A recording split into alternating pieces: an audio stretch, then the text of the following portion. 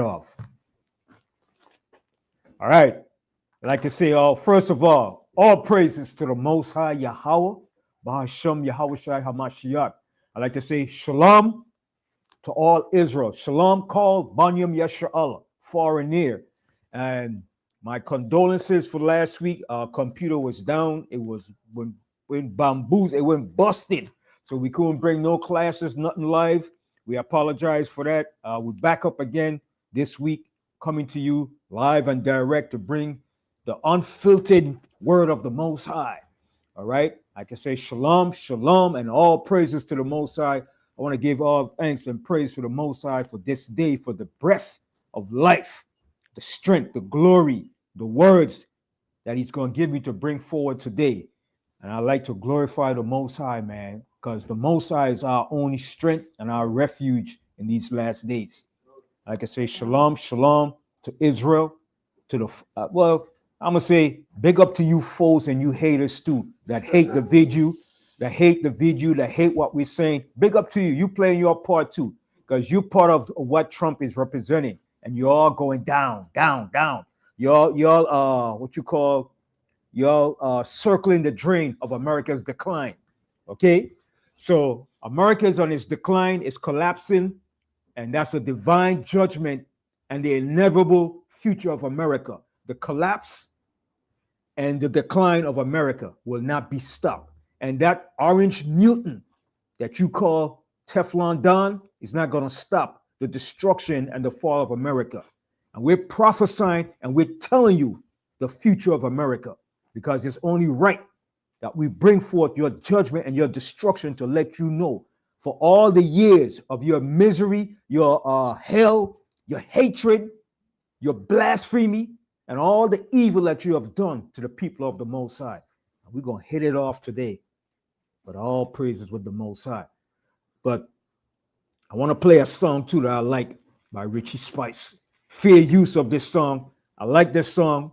All right. It's a powerful song. And he's prophesying, man. He's bringing it home for the downfall of Babylon the Great.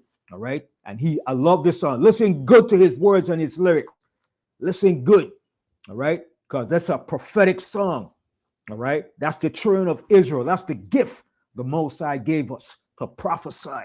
And that's the greatest thing that we have to do, is to prophesy the destruction of our enemy. We're not here to say love and peace for our enemy. It's time for your decline and your destruction. And it's time for the rise of the children of Israel. For Esau is the end of the world, and Jacob is the beginning of it that followeth. So I'm going to hit off Richie Spice. He's a Rasta brother. I like his song. I like that brother. I like the lyrics, and I like how he's bringing that fire to Babylon, because the Most High is fire. All right, so let's hit it off with brother Richie Spice. Blazing fire, burning flames, burn. Yeah. Not pretty in the city. Happier chopper city. It's a sin and a shame. Every time it's just the innocence, I feel the pain. Too much war in the town, whoa. Every day it's just a showdown. See them fly upon the trap, some other youths come down. Save the day, yes. See the youth suffer out there. See the people cry. See them selling it. It's their alibi. Babylon system. It's burning down, going up in flames, yeah. Babylon system. Burning down, it's burning out, yeah. Babylon system. It's burning down, going up in flames, yeah. Babylon system. Burning up, it's burning out, yes. Can I ask a question? Is it right for me to speak the truth? Is it pure trap they said to mislead the youth? Yes. They're playing a mind game with an insane mind. Illiteracy and poverty is a paved road to crime. Get the people out of flat ground areas. Evict the people out of hot lava areas. We don't want no more destruction, no more war, yeah. Babylon system. burning down, going up in flames, yeah, Babylon system. Burning down, yeah, Babylon the system. Burning down, going up in flames, yeah, Babylon the system. Burning up, burning out, yeah. Worse than a hurricane, cause it comes and goes. But you're always around to treat us unfair, yes. So you rob the people, you brutalize them, yeah.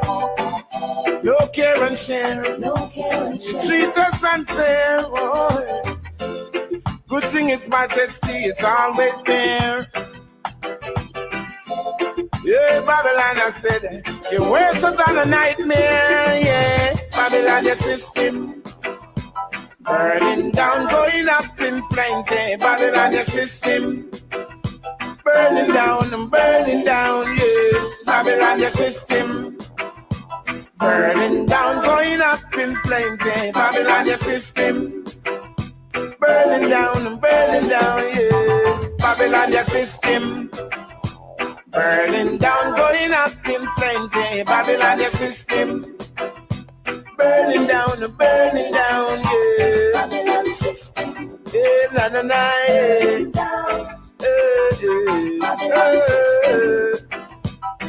Yeah. Babylon, your system. Burning down, going up in flames, yeah, Babylon, your system. Burning down. Bring comfort home during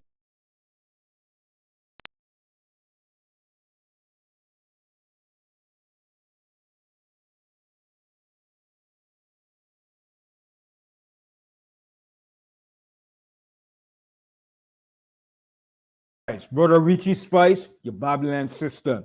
All right. So that's a beautiful song. That's the song of the day. And that's the song that's taking place right now as we speak. All right. And I want to read some stuff too. I want to read some from a book I have here. I want to show some videos too of Jasmine Crockett. And I want to play some videos too so I know everybody saw what took place this week when Elon Musk had his little future dictator son in the Oval Office. Oh, the hell you have your children in the Oval Office. And then Elon Musk, he's not wearing a suit and tie. He's just wearing a casual, everyday outfit with a cap in the Oval Office, which is a disrespect. If a black person have done that, how dare you come in here looking like a hood, looking like a person from the hood with a baseball cap. And he had his son in there, and you saw what his Elon Musk son was doing. He was still in trouble. At first, he told him, shut the F up. He told him, shut the F up. He said, shh, shh.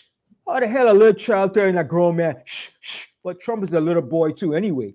So he said, shh, shh, shh. You're not the president. Go away. Go away. And Elon Musk was there. And you saw the orange mutant. He was getting more orange and orange, looking at him like, what the hell is this? But you MAGA bastards, you didn't promote that. You didn't say nothing against that. There had been a black child went into the White House and was doing that, digging his nose and putting all stuff on the desk. You'd have said, how dare you have a little black child in there? You'd have been calling him every name, how disrespectful this was to the United States of America, to the highest office of our president. You'd have been finding every word in the book to ridicule a black child or a black parent. You understand? He should have been with his mom. He should have had the nanny take care of him. Why is he in the Oval Office doing that? But the Most High, like I said, he's exposing America through Teflon Don. He's exposing America through that orange mutant called Donald Trump. All right? But I want to read from this book first. It's called Fleshing Out Skulls and Bones. All right? It's a very good book. I just want to read. It's a host of authors that wrote this book. All right? Let me see the camera. The camera got it up there. Okay, we got it up there on the screen, but I just wanted to show you Fleshing Out Skulls and Bones. All right? It's a very good book. It's investigations into America's most powerful secret society. And they have at least 6 different authors. Anthony Sutton, Chris Milligan, Howard Altman, Dr. Ralph Bunch, Anton Chaikin, and Webster Griffin Tarpley. These are very good authors that do their research in secret societies and America's political, economic, and all the events that's dealing with America and historical events. But I want to read here on page, the first page in the preface, all right? In the preface of this book, all right? I'm just going to read this here. If it's up on the screen, we could make it bigger, but I'm going to start off reading the preface of it. It says, I'm going to read it. I don't know how many of y'all have this book. It's a very good book. If you want to purchase the book, you could order the book.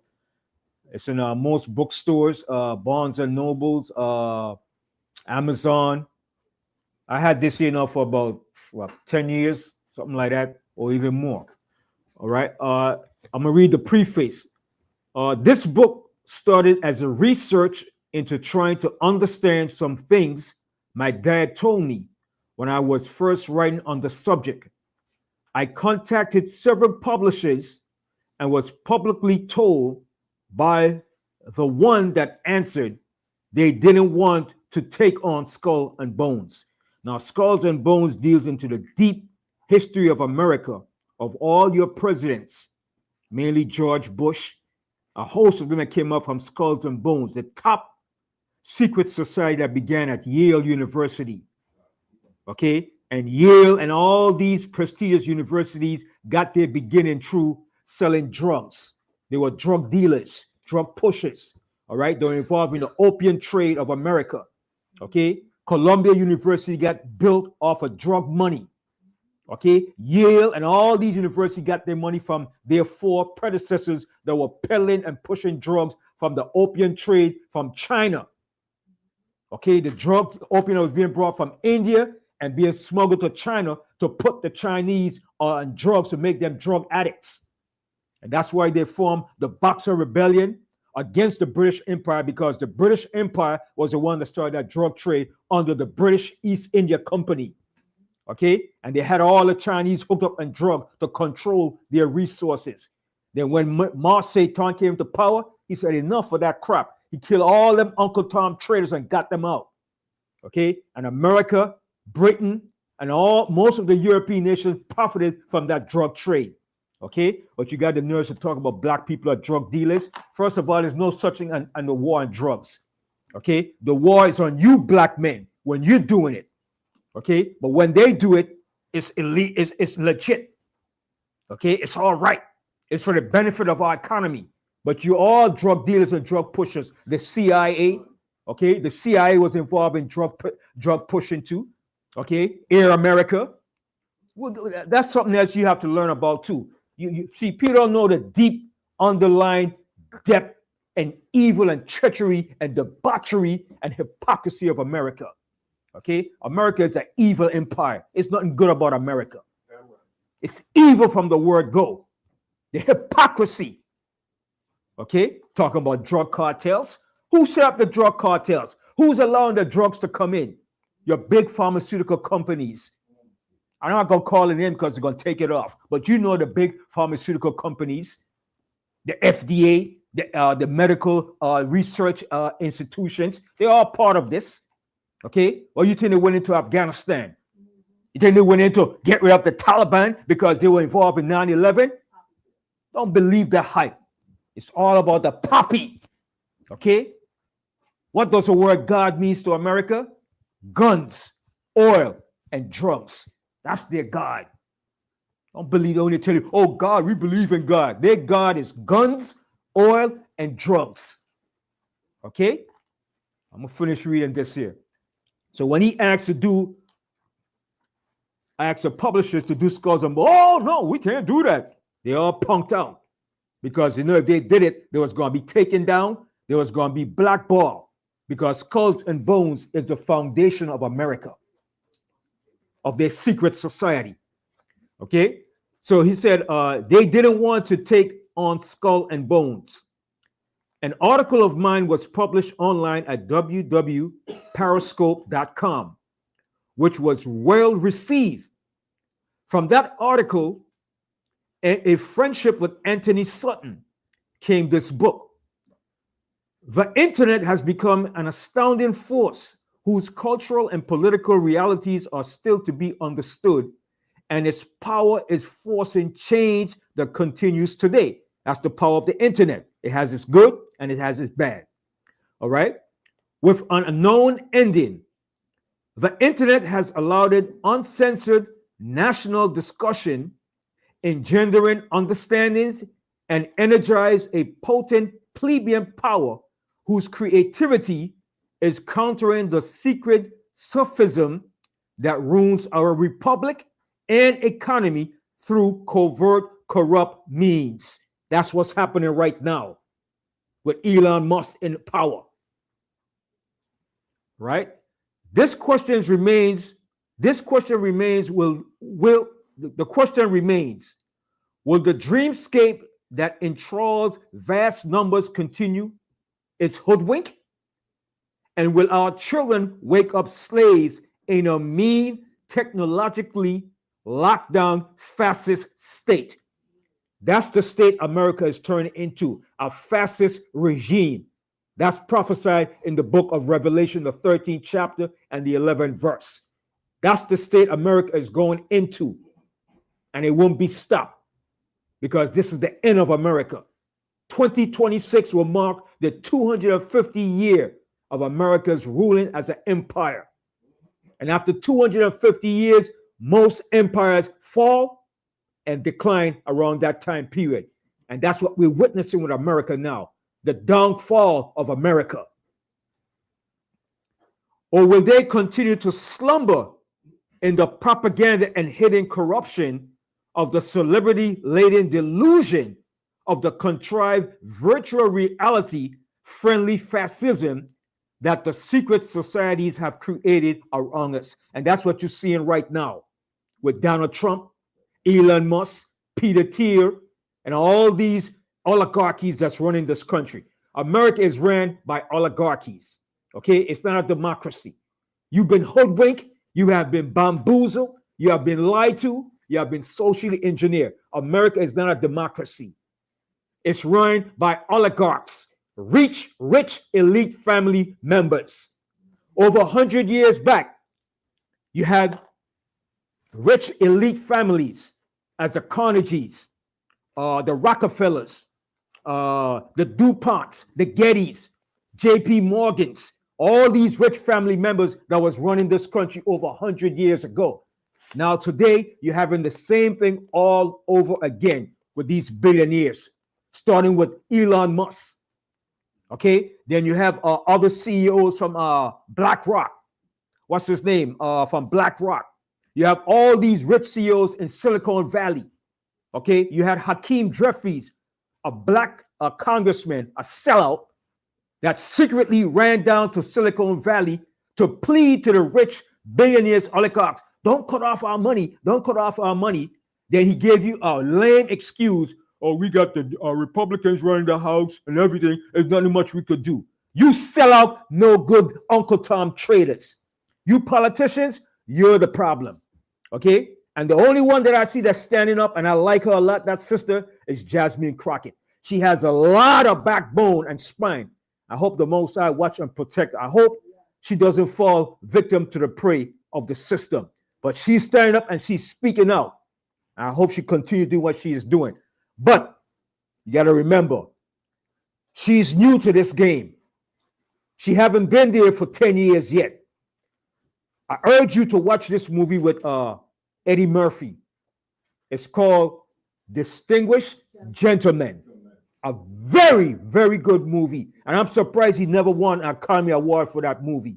But that movie was called Distinguished Gentleman. Shows you when you go into politics and you go with the right intentions, the right ideas, the zeal to do what's right. But when you get a taste of what goes on, you see what the whole political system is. You take bribes, you take money from the lobbyists, and you become part of the BS that goes on in Congress and in those areas of politics. You become a lackey for the big corporations and the billionaires that runs this country. Okay? So we got to pray for that sister. She doesn't get fall victim to that. But she is bringing that fire. I like her fire. Man, her fire is fire. She brings it raw and uncut. And I like that about her. You know what I mean? I hope she continues and she does what she's doing. I like her for that. Big kudos to that sister, Jasmine Crockett. All right? So let me continue reading this here. All right? So it says, I'm going to read this part again. It says, or will they continue to slumber in the propaganda and hidden corruption of the celebrity-laden delusion of the contrived virtual reality, friendly fascism that the secret societies have created around us? Or will the internet and other factors bring about a revival of our civic heritage and liberty? That's the question he's asking, because this country is ran by secret societies of elite oligarchies, techno bureaucrats that run this government. All right? It says the most important thing that I would like folks to understand from this work is that the secrecy of these organizations is not good for our republic. See what he's saying? The secret societies that's running this country is not good for the republic. These secret societies are historically foreign based. Where is Elon Musk from? South Africa.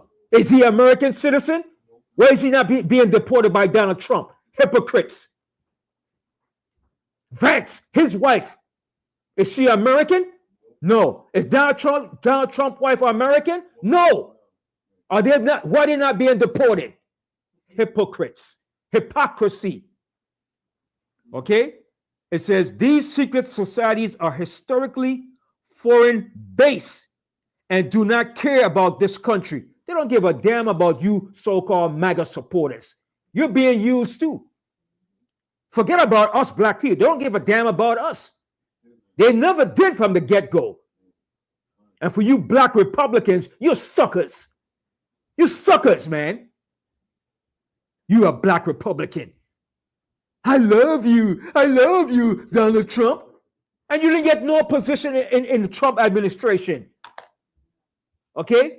That fool, the list of all you black people, you didn't get no position. There's only one Uncle Tom Negro, a coon, got a position as the urban hub. That's the least position. Okay? So you black Republicans, you suckers, man. You chumps, you punks, you boys. Then they ask the other one, oh, since you didn't get a seat with Donald Trump, what are you going to do? Well, I got other things I'm going to do. What are you going to do? Sucker, you've been played by Donald Trump. Okay? All you coons up there been played by Donald Trump. Okay? And Donald Trump is in playing you, even you MAGA people are being played by Trump. He's suckering you down the toilet drain, man. All right? Let me continue reading this here. So it says, societies are historically foreign based and do not care about this country. Their ends justify the means. Zeitgeist, yeah, German, leads to massive corruption. That's what we're seeing right now with Donald Trump and Teflon and Elon Musk.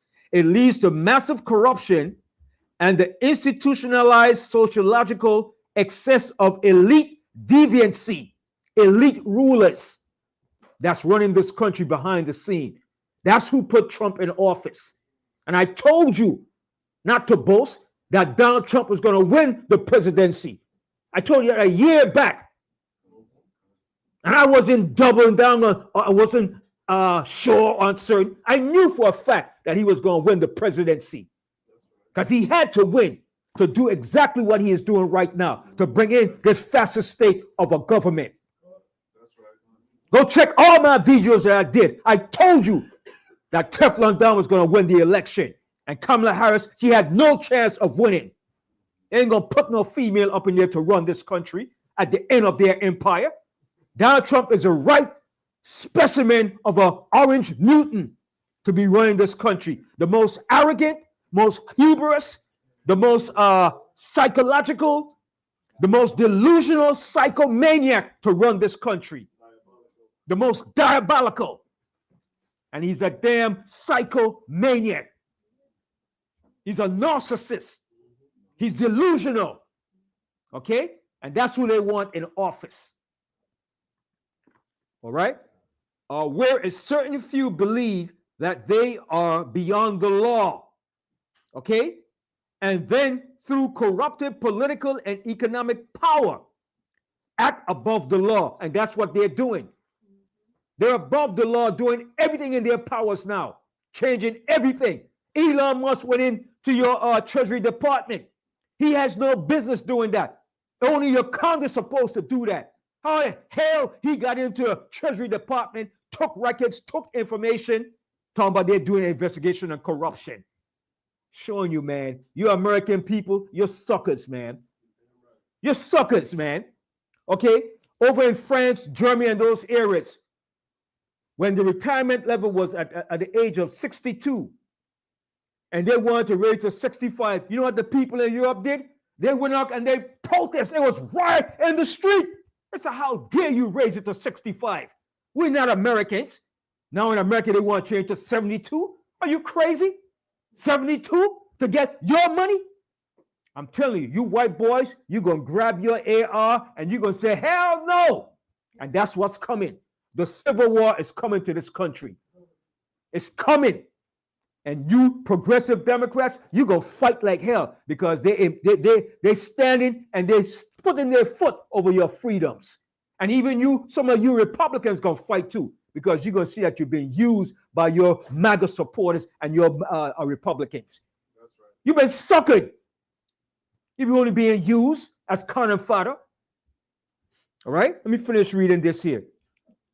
All right? And remember, Anthony, this book was written, let me see how long ago this book was written. This book was in 2003. 2003, he wrote about what was going to take place in America. It was going to turn to a fascist regime. In a matter of what? 22 years. It took 20 years for America to finally turn to a fascist regime. All right? So let me finish reading this here. All right? Okay, it says, okay.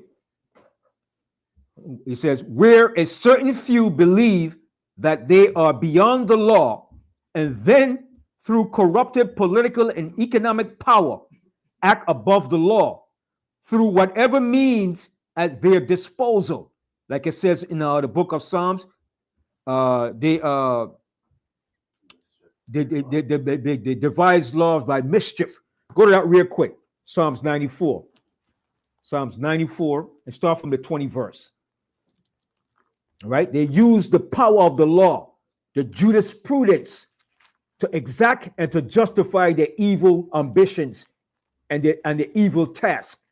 Psalms 94 and 20.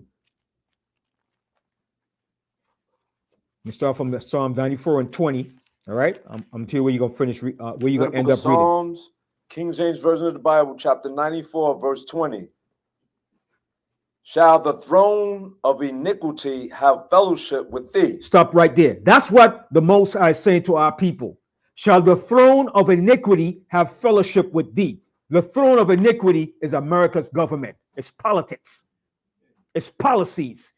Continue.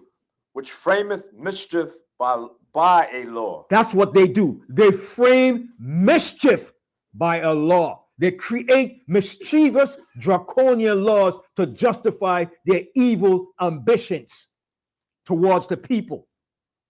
Continue reading on. They gather themselves together against the soul of the righteous. And that's what they're trying to do, to come against the soul of the righteous, to fight against us. Continue. And condemn the innocent blood. And that's what they're doing, condemning the innocent blood. Continue. But the Lord Yahweh is my defense. See, but the Most High is our defense. Continue. and my power is the rock of my refuge. And the Most High is the rock of our refuge. The Most High is our refuge, not the Democratic Party nor the Republican Party. Continue. And he shall bring upon them their own iniquity. You see that? The Most High is going to bring upon them their own iniquity. Like the scripture said, the trap that they have set, they shall fall into the pit that they have set for themselves. And that's what's coming upon them. Continue. And shall cut them off in their own wickedness. See, and the Most High is going to cut them off in their own wickedness. Continue. Yea, the Lord our power shall cut them off. That's right. The Most High is going to cut them off. Now, let me go back to reading this here. So that's what they do. They use the law. And then go to the Apocrypha, Wisdom of Solomon, the 2nd chapter, and start from the 9th verse. They use the law as a clutch to justify what they got to do against the masses of the people. So they could say, well, this is our justification. The law states, the law said we have to use the law. That's why he put for the judges, he appointed judges that's going to work in his favor. And that coon, what's his name? No, the coon had the federal judge, Clarence Thomas. Clarence, that coon, okay? They have all the people, the Republicans, in position in all branches of the government to justify and to approve their language and the laws that they're going to implement against the people, which are draconian laws, oppressive laws against the people. Read Wisdom of Solomon, the 2nd chapter and the 9th verse. And then we come back. I'm going to finish reading this part of the preface. Yeah. Read a book of Wisdom of Solomon, book of Apocrypha, chapter 2, verse 9. Let none of us go without his part of our voluptuousness. Yeah, so they said, before we go out, let's live it up anywhere we can. Wickedness, debauchery, whatever we want to do, let's live it up to our fullest. Let's use the people. Yes, use the resources. Let's use everything to our disposal before we leave this world. Go ahead. Let us leave tokens of our joyfulness in every place, for this is our position and our lot. Read again. Read again. This is our portion. Yeah, pardon me.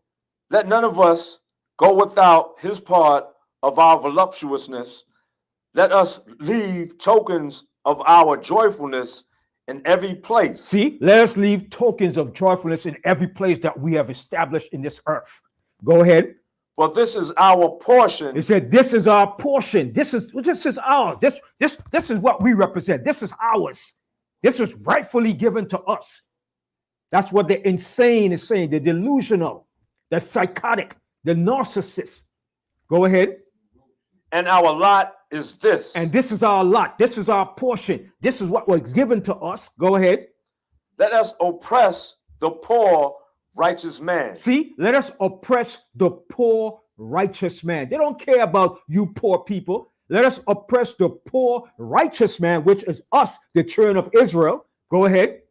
Let us not spare the widow, nor reverence the ancient gray hairs of the age. Let our strength be the law of justice. See what it says right there? Let our strength be the law of justice. Let all our strength be the law that we use to justify our means to the solution. We got to use the law. If we don't use the law, we will not be successful in what we're doing. Read that verse again. Let our strength be the law of justice. See, let our strength be the law of justice, which is false justice. It's not no true justice. Go ahead. For that which is feeble is found to be nothing worth. And who's the feeble? We're the feeble. They don't consider us as nothing. That's why they're taking our black history. Google have removed our black history. They want to remove the education from the school system. They want to turn it back white again. But it's coming to their end, and they know it. The elites know this is the end of their kingdom. Continue. Therefore, let us lie in wait for the righteous. See, and that's what they're doing. Let us lie in wait for the righteous. Go ahead. Because he is not for our turn. See, because we don't go along with their foolishness. All right, that's it on that. Let me finish reading this here so I can jump into my class. But I had to read this here in the preface of this book. So let me read this part here again. It says here, where a certain few believe that they are beyond the law, and then through corrupted political and economic power, act above the law through whatever means at their disposal.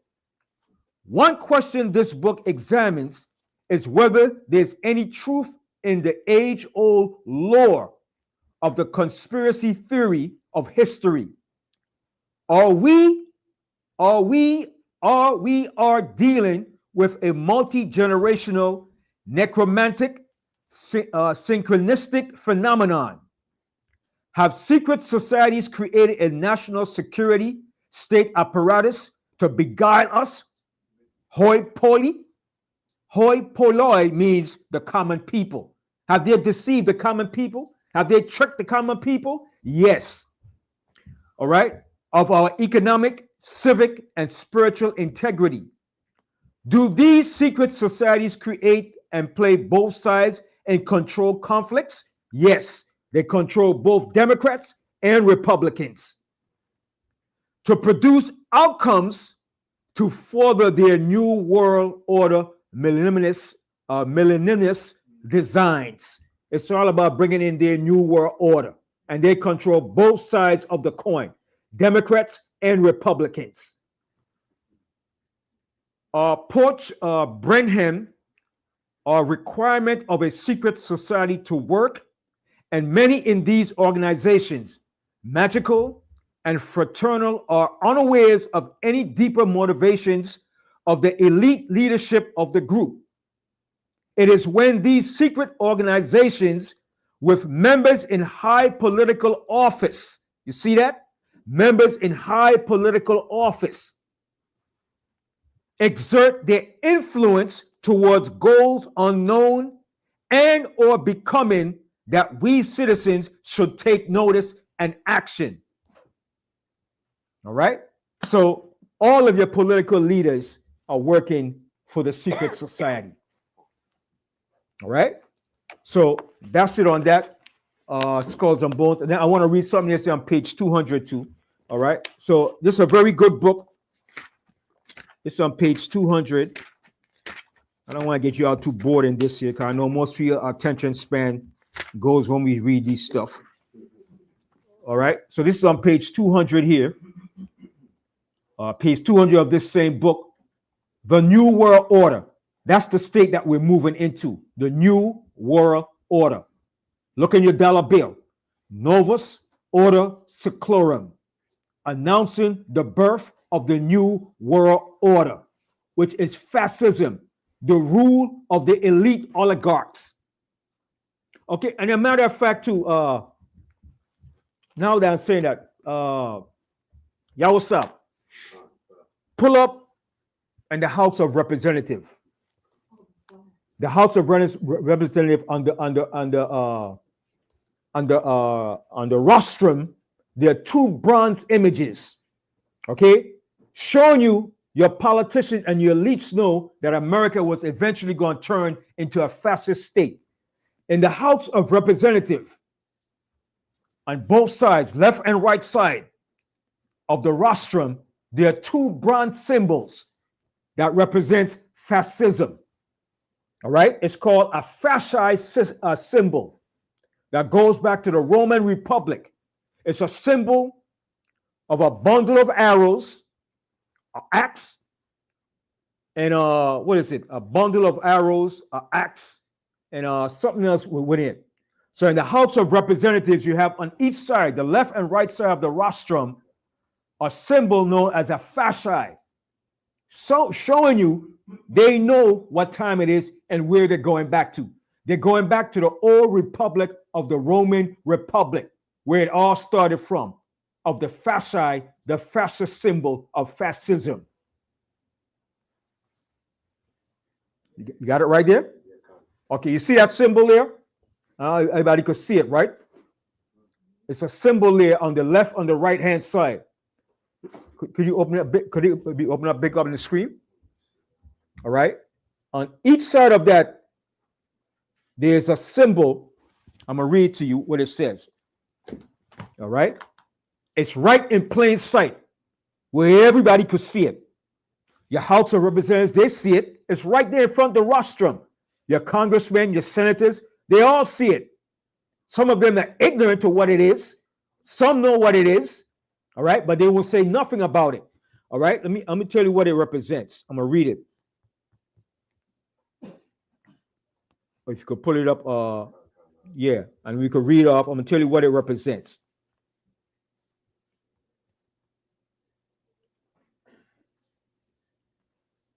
I have the wiki up there on it.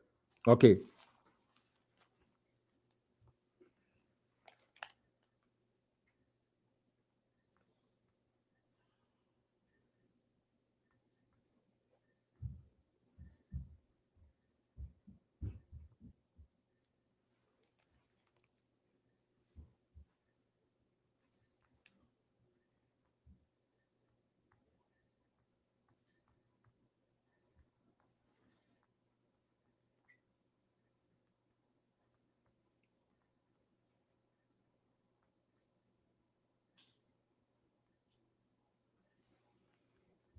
Okay.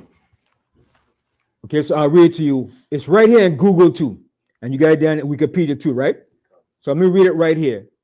The fasces are bronze symbols of power that hang beyond the speaker's rostrum in the United States House of Representatives. They represent the authority of the House and its role in Congress. So if it represents their role and power, right? How come they couldn't stop Elon Musk when he went in to the Treasury Department? If that's their power to stop corruption and to enforce power, why they didn't put their foot down to stop Elon Musk? It's a joke. It's only to stop you, the common people, when you go against the system. So it says, I'm going to read again. The fasces are bronze symbols of power that hang beyond the speaker's rostrum in the United States House of Representatives. They represent the authority of the House and its role in Congress. All right? The fasces is an ancient Roman symbol of authority and power. It depicts an axe bound in a bundle of rods with a red strap. It goes right back to the Roman Republic of fascism. Yes. It's fair to say that they know who they are, that they came out of Rome. They know they came out from the Roman, because that's why they built the whole Senate. That's what Rome had, a Senate, a Congress. So they know they're going back to their true nature of who they are. But some of them in the Congress don't even know what that represents. But some of them do know, but they're not saying nothing. Like I said, Democrats are always complicit to the Republicans. They go along and surrender to the Republicans in whatever they do. Like I said, like he said, both Democrats and Republicans are controlled by the secret societies. All right? So they know that they're going back to a fascist government. You understand? It's only the common people believe it's a democracy. But they're all part of it. They're all part of the conspiracy to bring forth this new world order under fascism. All right, let me continue reading this. All right, you got any more on that, Yawasap? Yeah, we could read. Okay. Let me finish. He said the founding fathers adopted the fasces as a symbol of Congress, inspired by the Roman Republic. See? They got it because they were inspired by the Roman Republic. That's where it's going back to. America is going back to the Roman Republic. That's why they put Trump in office. They was not going to put Kamala Harris in office. Never. That was never the plan. That was only to fool our simple black people, to have you all hyped up, to believe that you have a part in the inclusion of their democracy. Hypocrisy, okay?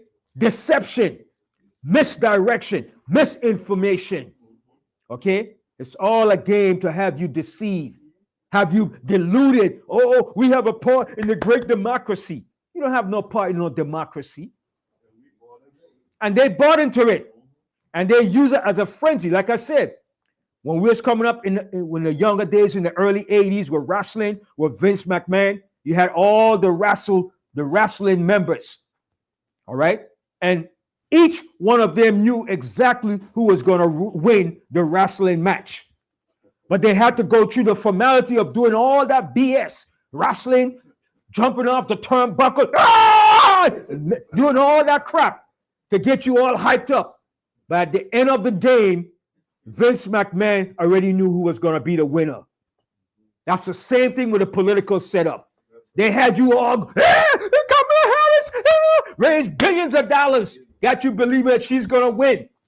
And all along, they knew Teflon Don was going to be the president. Okay? How the hell the man had 32 convictions of felon, and he was still able to run for president and win? And now he's going to be the man. He's the man, Teflon Don. It was all a big theatrical political show. Okay? And I told you that because the Most High showed me in the scripture that he was going to win for the presidency. I wasn't doubting that. I wasn't unsure of that. I could have put my life on that he was going to win for the presidency. Even Stevie Wonder could have seen that.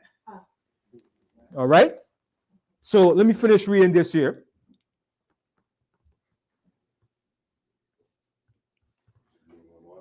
All right, and said the founding fathers adopted the fasces as a symbol of Congress inspired by the Roman Republic. The fasces is also a symbol of unity, a unity for white people. That's what it is. As the rods of the fasces become stronger when bound together, when more of white Europeans bound together, it becomes stronger. And that's what Trump is trying to do. All right? Remember, he's going to bring now the South Africans over to America because he claimed they're being oppressed. But yet he wants to deport immigrants and migrants. All right? It says the fascist appears in other places in the U.S. Capitol, including the Lincoln Memorial, the Oval Office, and the Senate seal. So they're telling you who they are. They're telling you they're the children of the Romans. All right? The fascist was also featured on the reserve of the U.S. Mercury dime from 1916 to 1945.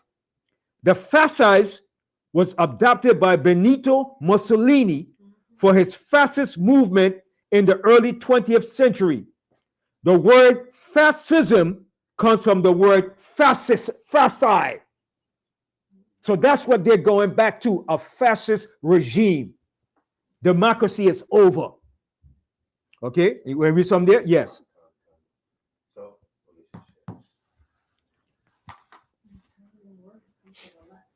okay, it says. Let me get your mic, Zachariah. Yeah. One second, 5 seconds. We're going to read something off here.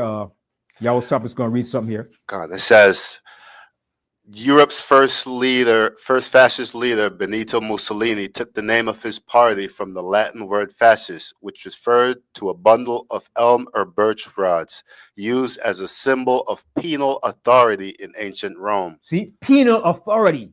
All right, go ahead. God, I'm going to jump down. Although fascist party and movements differed significantly from one another, they had many characteristics in common, including in extreme militaristic nationalism, contempt for electoral democracy. See, that's exactly what they're doing. Contempt for electoral who?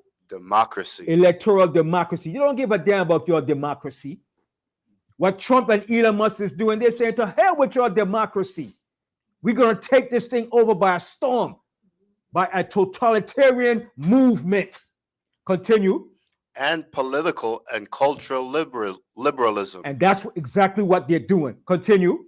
A belief in natural social hierarchy and the rules of elites, and the desire to create a Volksgemeinschaft, which is German for people's community, in which individual interests would be subordinated to the good of the nation. See, and notice now, this is the first time in U.S. history, in all the history of the United States of America, that any of your president, vice president are Germans.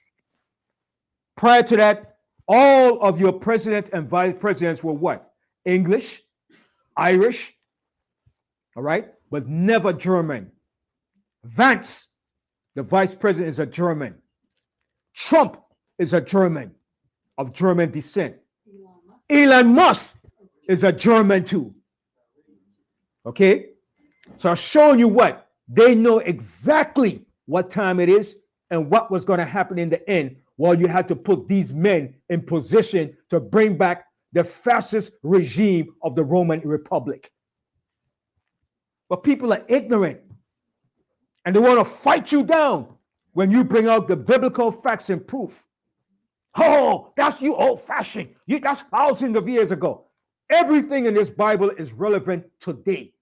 Prophecies are relevant today. Yes. He came up from apartheid state. South Africa was run by Germans. The Dutch are Germans. The Belgians are Germans. Okay? They're all Germans. Okay? All the languages that they speak is Germanic. Okay? I'm giving just a small, minute example. How do you say welcome in Danish, Dutch, Belgian, and German? Welcoming. It's the same thing. Welcoming. Danish, Dutch, Belgian. It's the same language. They're all Germans. Elon Musk. Okay? Trump, Vance. The word Trump is a German name. Vance is a German name. They're all Germans. Never in the history of American history you had Germans in the presidential and vice president position. All right? So it's going right back to prophecy, like it states in the book of Revelation, the 13th chapter and the 11th verse. All right? I saw two horns. Let's get that real quick. Let's get Revelation, the 13th chapter. Yeah, but let me read this right here first in this book, Skulls and Bones, page 200. Get Revelation 13 and 11. All right? This is what it says here. The New World Order. America's trust of government has steadily declined since JFK's death. And that's a fact. When they bumped off JFK, more Americans lost trust in the government. They started to distrust their government because they knew it was done by the government. It was an inside job. No lone wolf went out there and just shot the president. That's impossible. That doesn't happen like that. No lone wolf will go out there and just shoot the president. Yes. And the elites was in on it. The elites was behind of it. It takes logistical planning to bump off a president in a moving car with his Secret Service. Secret Service scout the whole area a whole week, a day, to the minute second before the president travels anyway. So some guy in the bush somewhere took a pop shot and hit the president. Well, you devils are you play on the minds of the people so good. It's amazing how people fall for that crap. This was done by the elite rulers, an inside job. They took out JFK. They took him out. Yes. Well, this video they just released, it looked like the driver shot him. That's who did it. That's who did it. The driver turned and bam, bump him off. The driver was a hitman for the CIA and the top elite governments. And I want you to believe it was some guy up in some building or some guy down in the grass, in the grassy knoll, took a shot. Okay? When his wife saw it, she ran out the damn limousine running because she saw who did it. And that's why they silenced her behind for the rest of her life. And that's why they took out his son too, because he was going to expose who did it. Then his brother sold out now. Now his nephew, Robert JFK, his nephew sold out for Trump now because he was going to expose them too, but he got paid off to become part of the Trump administration. That's why you normally see a lot going on with that family in particular, because of that. Yeah. JFK was going to open his mouth because they told JFK, even his nephew, this one, Robert Jr. told him, he said, they told my uncle, he said, the CIA and the elites brought him in a room and said, you have to go and invade Cuba. And he was like, I can't do this. They said, you're going to do it. He was told by them, you have to do it. And when he started to buck against them, he was going to expose about the Federal Reserve, who runs it, who controls it, and expose the CIA. They said, no, boy, you're getting too big for your britches. You aren't playing the ball the way we want you to do it. And they took him out and got you believing some patsy took him out. You devils, through Donald Trump, the Most High is going to expose America's hypocrisy. And Trump recently said that he's going to declassify the candidates. He ain't going to declassify nothing. He's going to cover it up. Right. Because he said he was going to declassify Martin Luther King. And what he did, brought up dirt on the man. He didn't bring up who bumped off Martin Luther King.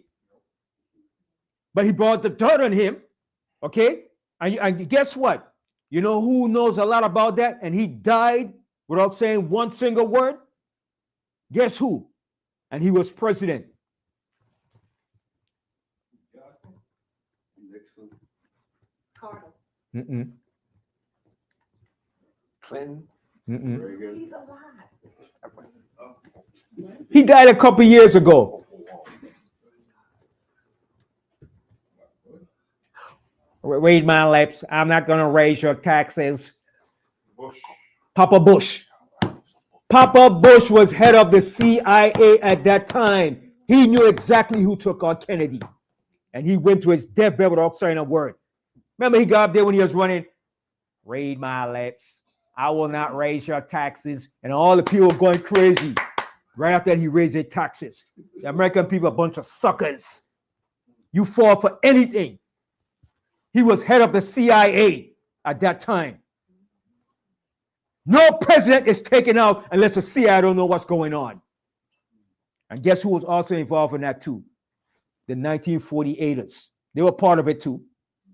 Those bastards of 1948 was part of it too. They're never far behind them. Okay? So, let me read this again. The New World Order. America's trust of government has steadily declined since JFK's death. After all, it was you and me, the Rolling Stones' sympathy for the devil. This was a song by the Rolling Stones. Soon after the American Revolution, John Robertson, a professor of natural philosophy at Edinburgh University in Scotland, and member of a Freemason lodge. Remember, all your presidents are Freemasons. Okay? Said that he was asked to join the Illuminati. After studying the groups, he concluded that the purposes of the Illuminati were not compatible with his beliefs. He had the cojones to say, no, I can't be part of it. All right? In 1798, he published a book called Proofs of a Conspiracy, which states, an association has been formed for the express purpose of rooting out all the religious establishments and overturning all the existing governments. The leaders would rule the world with uncontrollable power. And we're seeing that now, while all the rest would be employed as tools of the ambition of their unknown superiors. All right? And that's what's taking place right now. So That's being fulfilled right in front of our eyes. Go to Revelation, the 13th chapter. Now, the book of Revelation, chapter 13, verse 11. And I beheld another beast coming up out of the earth. Stop right there. Now, this was John reading, because remember, John was in the time of the Roman Empire. So the Roman Empire is still in existence today under the guise of America. From back 2,000 years ago, every European rulership empire that ruled this earth came out from the Roman Empire. The Portuguese, the Spanish, the French, the Dutch, the British, who else? The Germans and the Americans. They all came out from the Roman Empire. They all stem from the Roman Empire. They're all Eurocentric European powers that rule this earth. Okay? And America is just an extension of the Roman Empire. To make it succinct, America is the end of the Roman Empire. This is the end of the Roman Empire, America. It's over. This is it. All right? So read that verse again.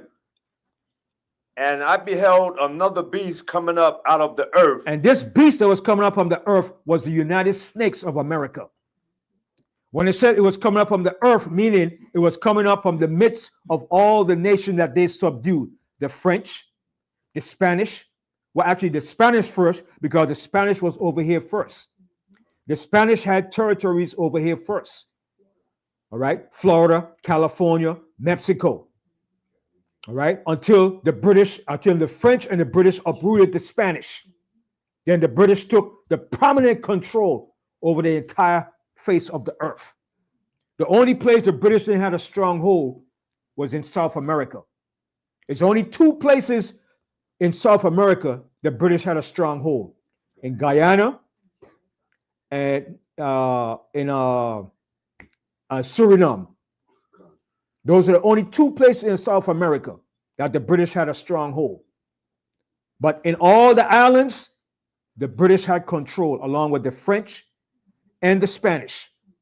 All right? Most of the Caribbean islands got the independence from the British. All right? So, but the Spanish had control over South America, which the descendants of them still have today.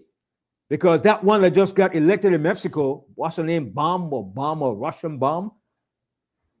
What's her name? The new president of Mexico, the female. She's Spanish descent of so-called Jew. What's the president name of Mexico? The female president of Mexico. What's her name again? Bomb is some. Claudia Sheinbaum. Claudia Sheinbaum. It's a Spanish so-called Jew. Okay? The people that controls the economics, the finances, the military of South America of the Spanish descent.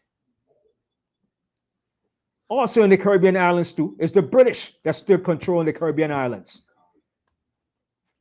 All right? In Haiti, the French still got power in Haiti, America, Canada. All right? The reason why Haiti is such a toppled society today is because of America and France. Okay? So now America is the top-notch superpower in the earth. Remember, America is the only superpower today that has 800 military bases and outreach and outposts in every nation or country on the face of the earth. The British never had that. They came close, but America superseded the British Empire with 800 military bases and what you call diplomatic bases around the world. Embassies. That's power. That's power. Okay? China doesn't have that. Russia doesn't have that. Only America. That's total power. Because they're the top ruling superpower in the earth. All right? So the beast that came up from this earth was America. It came up from the midst of the Spanish, the French, and the British. All right, go ahead. And he had two horns like a lamb. And they had two horns like a lamb. Those two distinct horns represents their political power, the Democratic Party and the Republican Party. Two horns like a lamb. So America came up as a lamb, as a benign, loving, peaceful country. We love everybody, a pluralistic society. We mean good for humanity. That's how it came up. But in the end of that rulership, it's going to do what? Finish reading it. And he spake as a dragon. So in the end of their empire, they're going to speak like a dragon, as the devil that they are. Draconian laws. They're going to implement draconian laws. They're going back to the old fascist system of the Roman Empire. And it's going to tell you when we read on. Finish reading on. And he exercised all the power of the first beast before him. What does that mean when he says he exercised it?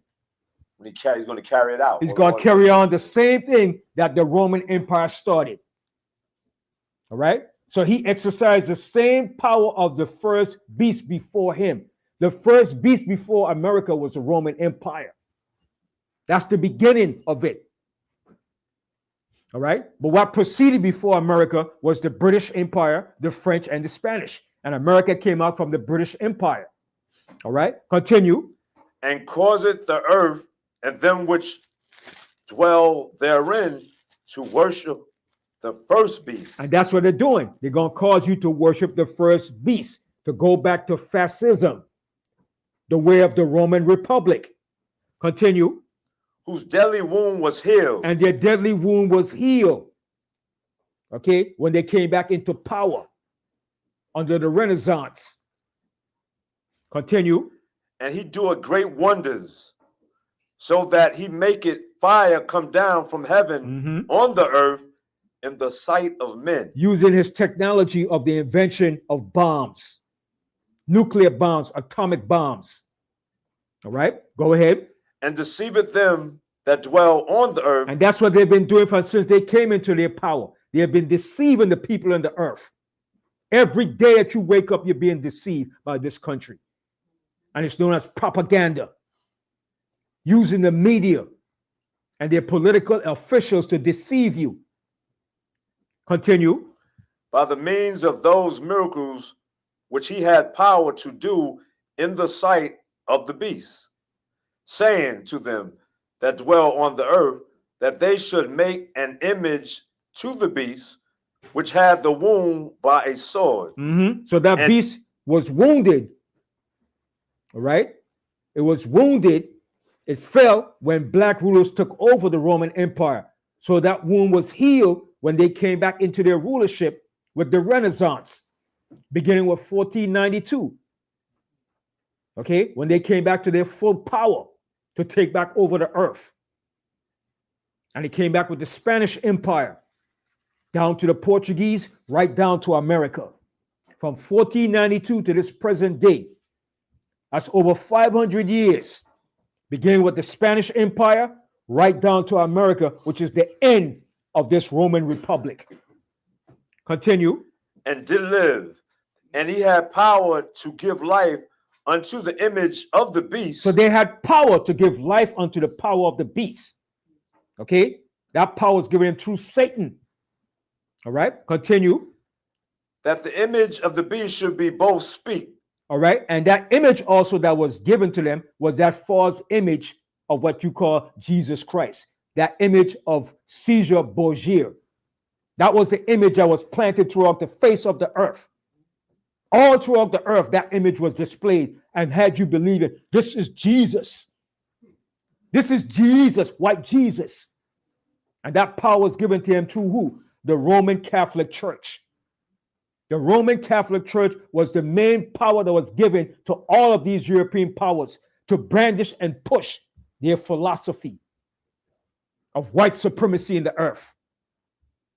Continue. And caused that as many as would not worship the image of the beast should be killed. Right. And if you didn't worship and adhere or bow down to that image of the beast, you were killed. All right. And that's what they did when they took over the earth.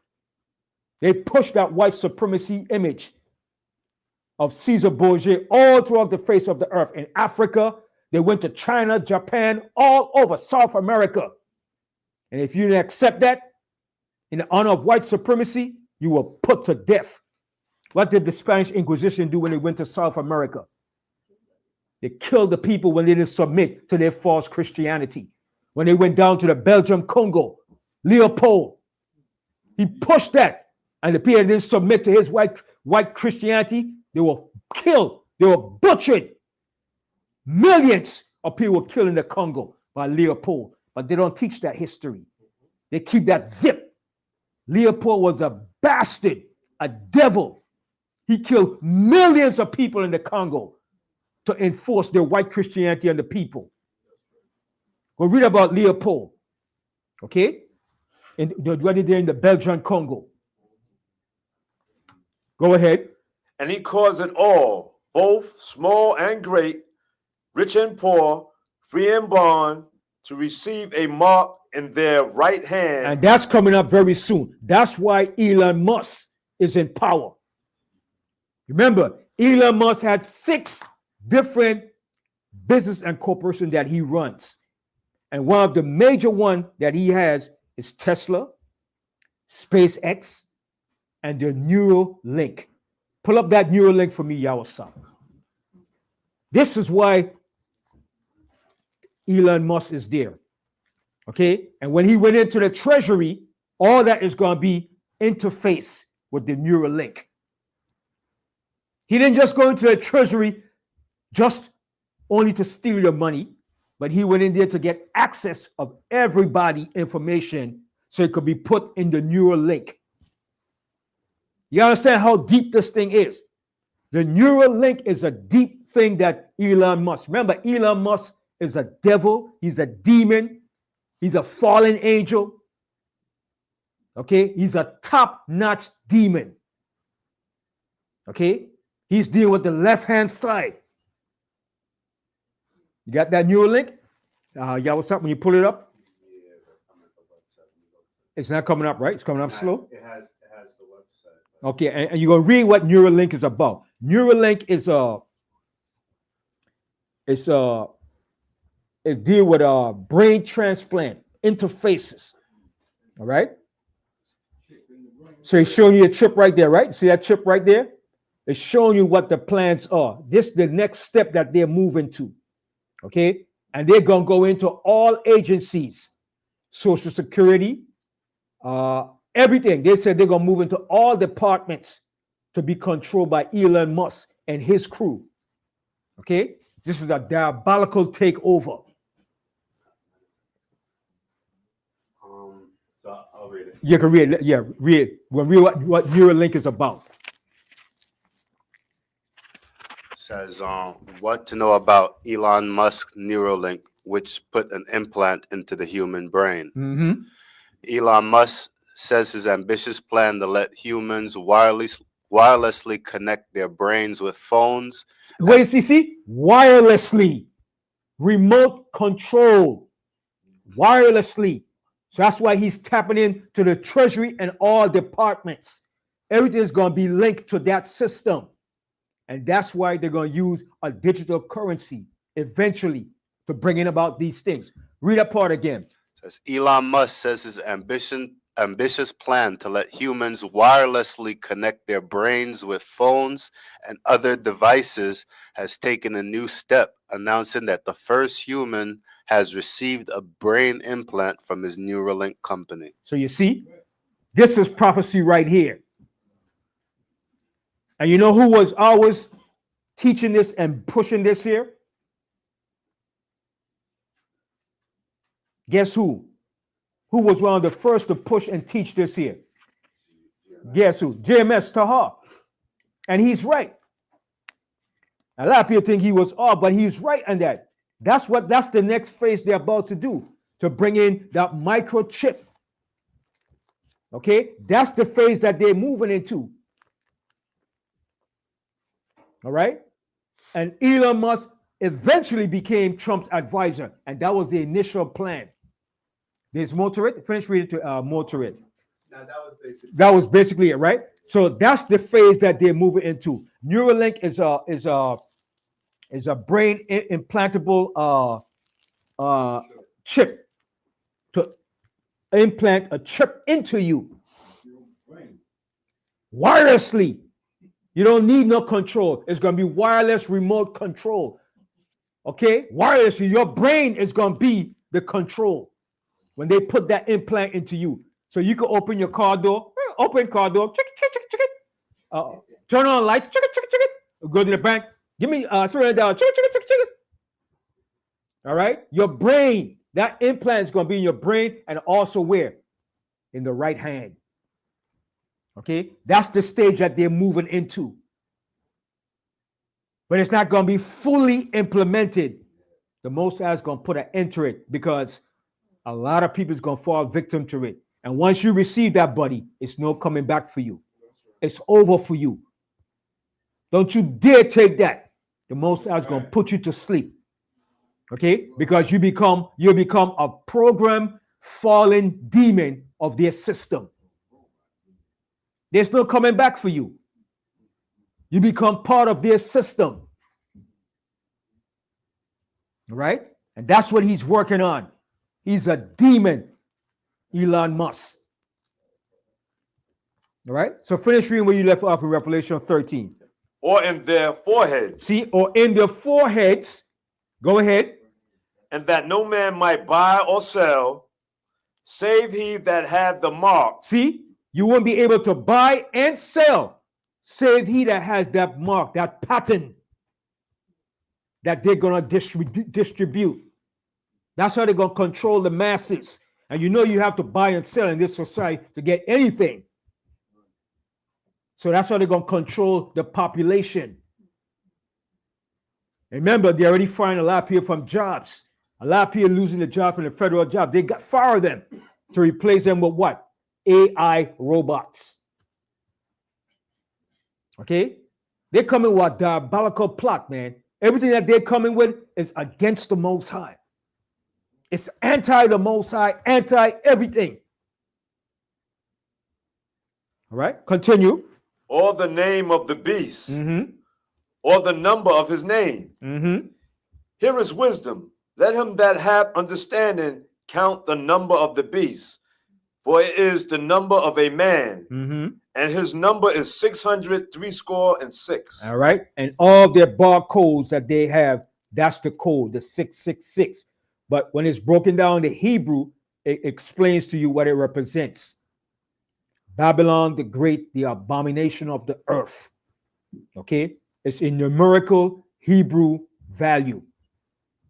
Why you have to do a class on it? It's in depth.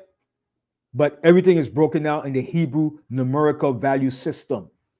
That comes out to 666, which comes out to Babylon the Great, the mother of harlots, the abomination of the earth. Okay? So this whole system is being wired up to a technotronic society where everything is going to be based on technology and humanism. Interfacing humanism with technology. Look up humanism. Put up for me, Yawasap, humanism. All right? Okay? These people are diabolic, man. And that's why the Most High said he has to cut their time short. The Most High said if he didn't cut the time short, there will be no flesh left to save but for the elect's sake. Okay? They're moving on a level, man, that's, oh, man, it's so damn diabolical and mischievous, man. All right? When you pull up humanism, you can read it for me, Yawasap, okay? Because this is the state that they're moving into. All right? Humanism. Yeah. All right, so we're going to read a definition of humanism. Says humanism is a philosophical stance that emphasizes the individual and social potential and agency of human beings, whom it considers the starting point of serious moral and philosophical inquiry. The meaning of the term humanism has changed according to successive intellectual movements that have defined it. During the Italian Renaissance, ancient works inspired Catholic Italian scholars. But you don't have the part there where it says it's being interfaced with technological. Sorry, transhumanism. I'm sorry. Transhumanism. I'm sorry. Not humanism. Transhumanism. My apologies. Correct. I stand corrected. Transhumanism, not humanism. All right. Transhumanism. Yes. I'm sorry. Right. Transhumanism, the belief or theory that the human race can evolve beyond its current physical and mental limitations. See? Especially by means of science and technology. See? Using AI technology, artificial intelligence. Okay? That's the phase that they want to move to with Elon Musk. There's more to it. Continue. The wiki says transhumanism is a philosophical and intellectual movement that advocates the enhancement of the human condition by developing and making widely available new and future technologies that can greatly enhance longevity, cognition, and well-being. And that's the stage you want to move to so they could live long life without the Most High, using technology. That's demons. That's demon interface technology. That's not of the Most High. There's more to it. Go ahead. There's a lot, but Yeah. it's just crazy. Yeah, it's madness, man. Says transhumanist thinkers study the potential benefits and dangers of emerging technologies that could overcome fundamental human limitations, as well as the ethics of such technologies.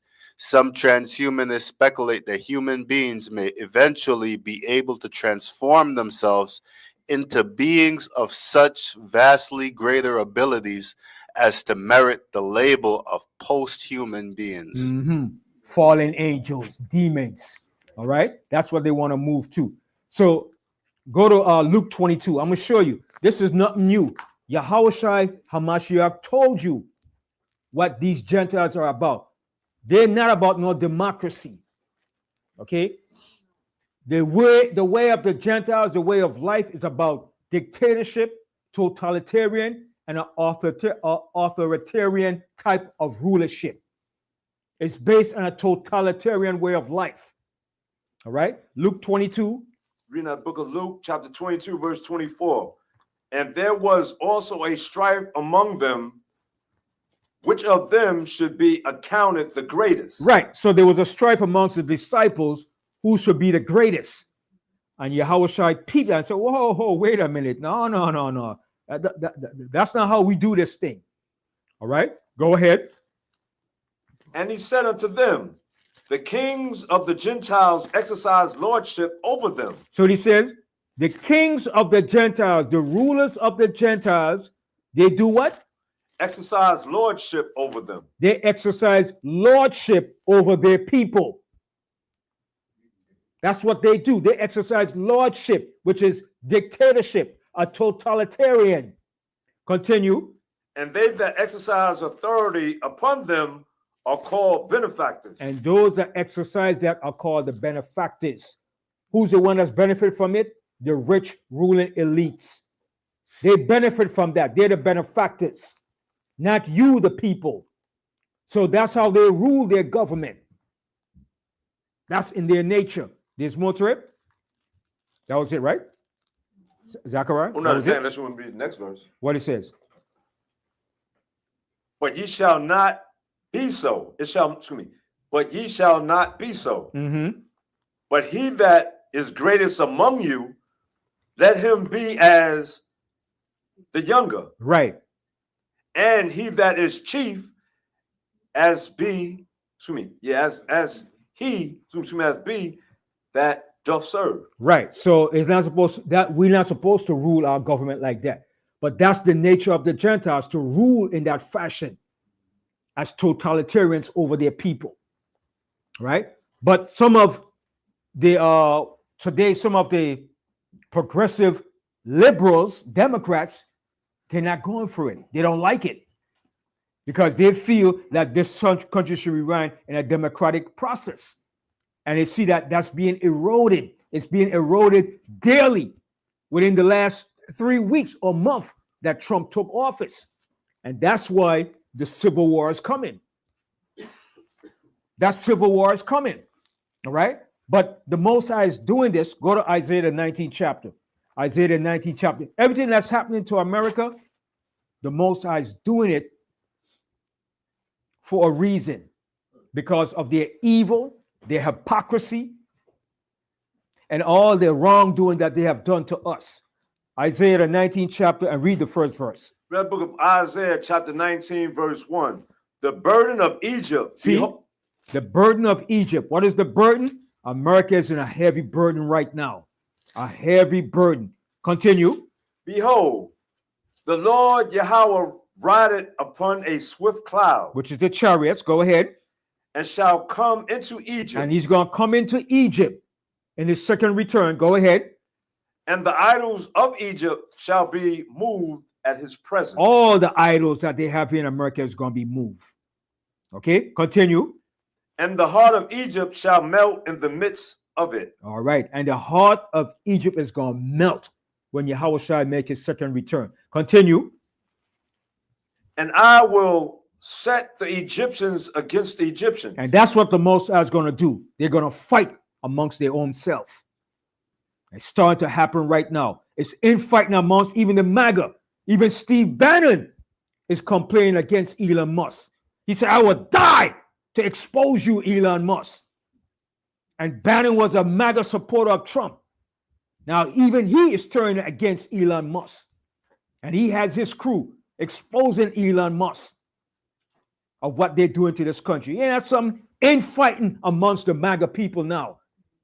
And it's going to get worse too. All right, continue. And they shall fight every one against his brother. And that's what's going to happen. They're going to fight against their own brothers. Continue.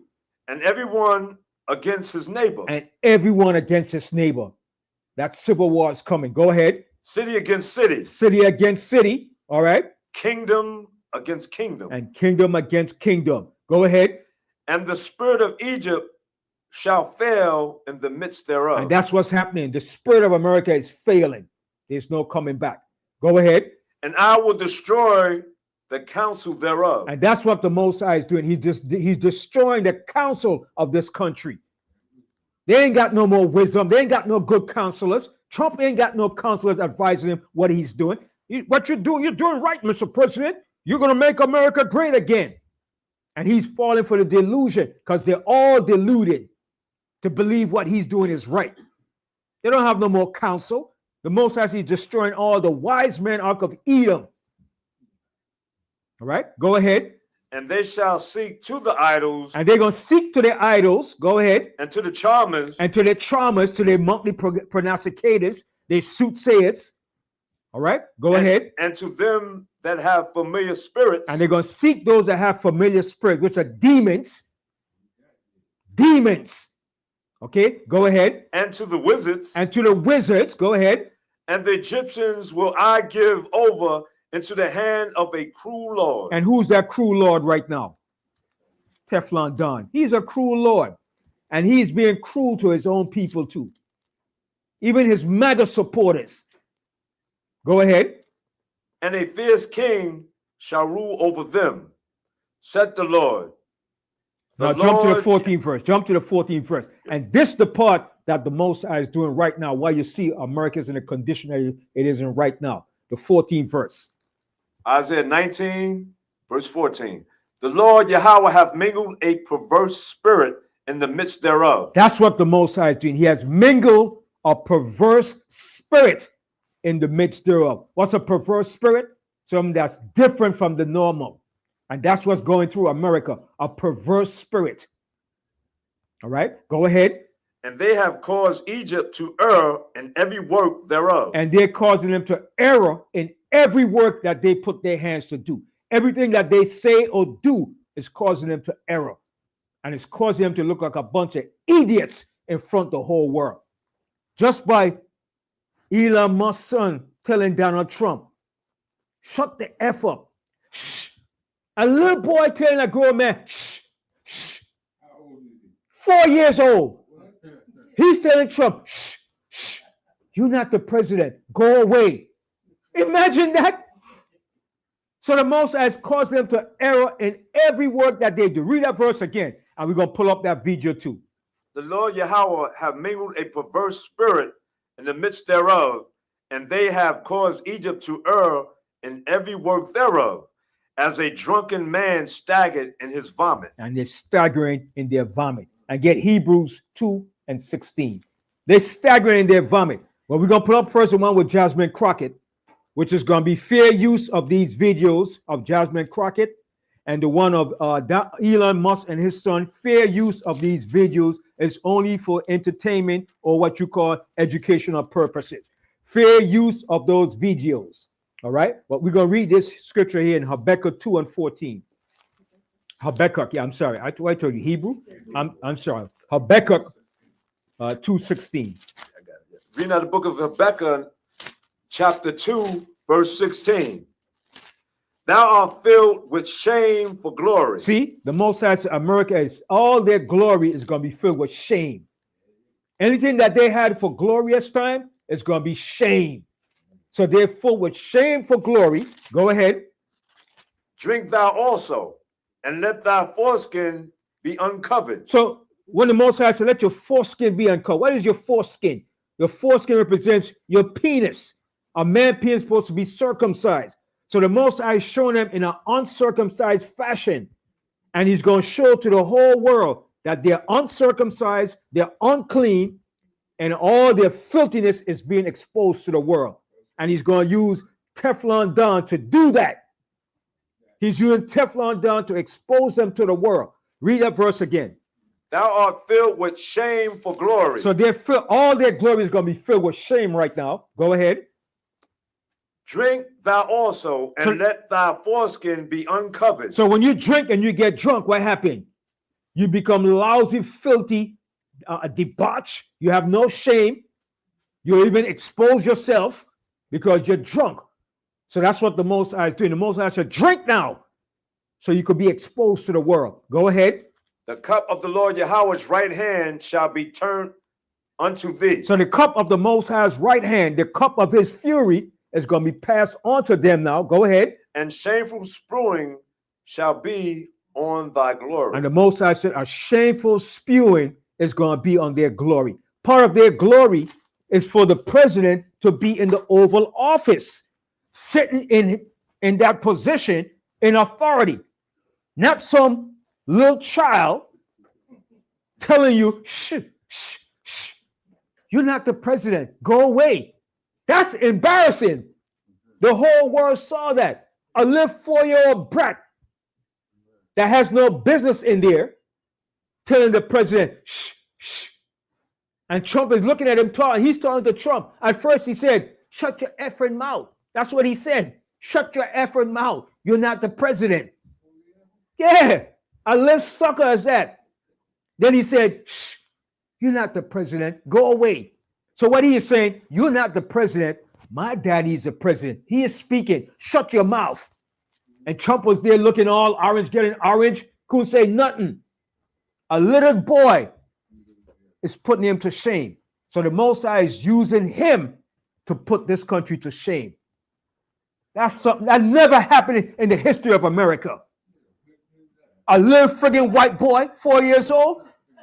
Man, anybody will bust him and slap. Get out of here with that crap. Even a white guy said it. My granddaddy will bust me and slap, hit me so far back behind to say something like that. You have a child 4 years old. And then to show you how Elon Musk doesn't give a damn, right? To be in a presidential, in that type of atmosphere or climate, you're supposed to wear your suit, your tie. You're supposed to look presidential. What was Elon Musk wearing? A regular outfit and a friggin' baseball cap. All right? And Trump is saying, okay, give us a speech of what you're doing. Then he had his son there. Then his son was digging up in his nose, looking for gold nuggets and put it all over the desk. That's embarrassing, man. That's embarrassing. Put all the boogie on top of the desk. And Trump didn't say nothing. Then he looked at Trump and said, shh, shh. Then when he went up on his father's lap, he was still over there saying, shh, shh. Shooing a grown man. Imagine that. But remember the Most High, Yahweh Shai said, out of the mouth of babes.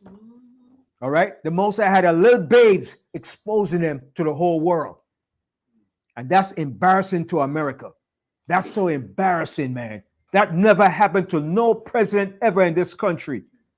A little child telling you, go away, you're not the president. Shh. To shoot. But I want to pull up the part with Jasmine Crockett. All right. Because I like Jasmine Crockett. I like her fire, man. I like how she comes out, man. So this is fair use of this video of Jasmine Crockett. I want to hear how she's going to bring it up. And that's the way all your Democrats are supposed to be. This is very simple. We right now have a white supremacist that is sitting in the White House. He is backed up by other white supremacists. And if you really want to know who the criminals are in this country, you can Google it. You don't have to trust me. But the people that commit 80% of the most violent crimes in this country are white supremacists. Yet for whatever reason, they sit and they serve at the pleasure of the president. They are the ones that were there on January 6th, tearing our democracy down physically. And now we have them tearing us down right here from within. Crockett was reacting to this. MAGA intellectual Darren Beattie will fill key State Department role. Secretary of State Marco Rubio will appoint Darren Beattie, a speechwriter in President Donald Trump's first term, acting under Secretary of State for Public Diplomacy.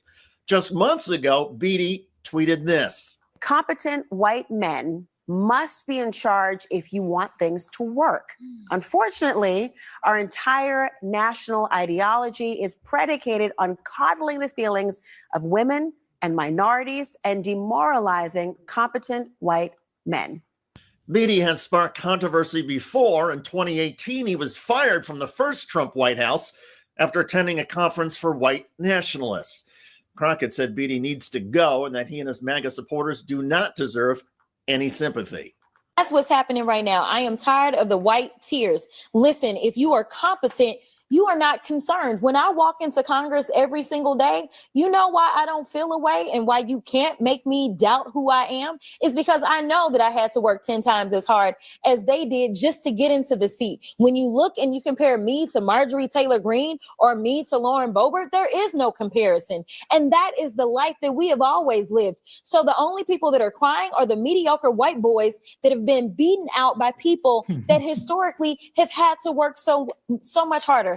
On top of Crockett's condemnation, social media users are having a field day pounding Darren Beattie and his white men tweets. Armand Domaluski wrote on X, is he aware his new boss is Latino? Eric Levitz, Trump just made this guy a secretary for public diplomacy at the State Department. I'm sure his appointment will greatly aid America's diplomatic efforts in Asia, Africa, and the Middle East, and ingratiate our nation to female heads of state everywhere. Other users on X are pointing to President Trump's hypocrisy in condemning DEI, given the inclusion and fast track in the Trump administration for troubled white men. Pete Hegseth, who admitted to alcohol abuse and paying off a woman who accused him of rape, is Secretary of Defense. Sean Duffy, another controversial former Fox host, is Secretary of Transportation and started off his first day on the job with this. Obviously, it is not standard to have aircraft collide. I want to be clear on that. What a relief. Thinking about going solar, but not sure whether it's worth it.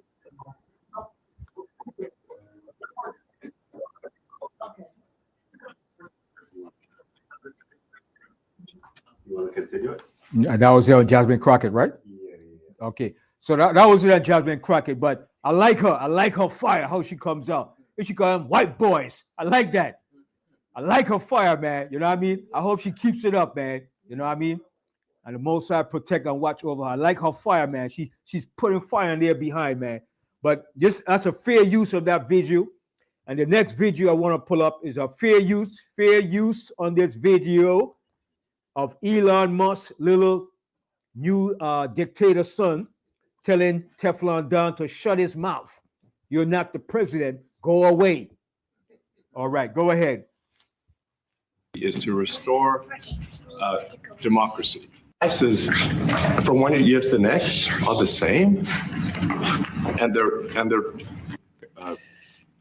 partnership with the agency heads, and I checked regularly with the president to make sure that these.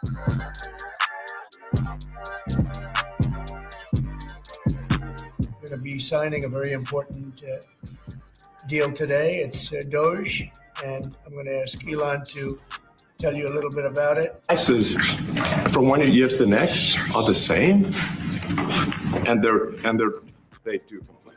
Yeah, listen good to it The loudest here because and the fastest part of Elon Musk was speaking, presidency so, is to but the mic restore picked up what the son was saying. Democracy. Okay, we'd have to if you. They do complain, and the fraudsters complain the loudest and the fastest part of the presidency is to restore democracy. Okay, we'd have to. And so he came up to him. Sorry. You're not the president. You need to go away. Can be difficult sometimes.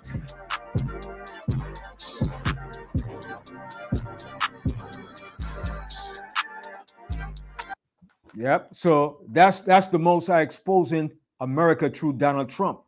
The Most High exposing the fall of America right before the world. Okay. Now go and then what time is it? 2:40. All right, we're gonna close. Go to Isaiah 47. Isaiah 47, and we're gonna end this class here on this segment. Isaiah 47. All right, because everything that's happening to America now from this point here on is nothing but prophecies being unfolded. Prophecies, the downfall of America. That's all it is from here on. Downfall of Babylon the Great, the collapse, okay, the inevitable divine decline of America. All right, Isaiah 47, and we're going to start from the first verse. Isaiah 47 and 1. Read the book of Isaiah in the King James Version of the Bible, chapter 47, verse 1. Come down and sit in the dust. And that's the state that America is coming into now. Come down from your high horse that you on and come and sit down in the dust, because dust represents the low state of a man. All right. Let me show you an example of that. Go to Lamentations, the 2nd chapter. Lamentations, right? Let me show you something here, because the Most High told us the same thing when we disobeyed the Most High. All right. Lamentations, the 2nd chapter. 1 second.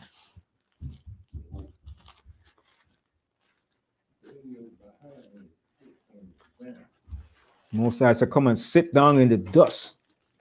It's over for you.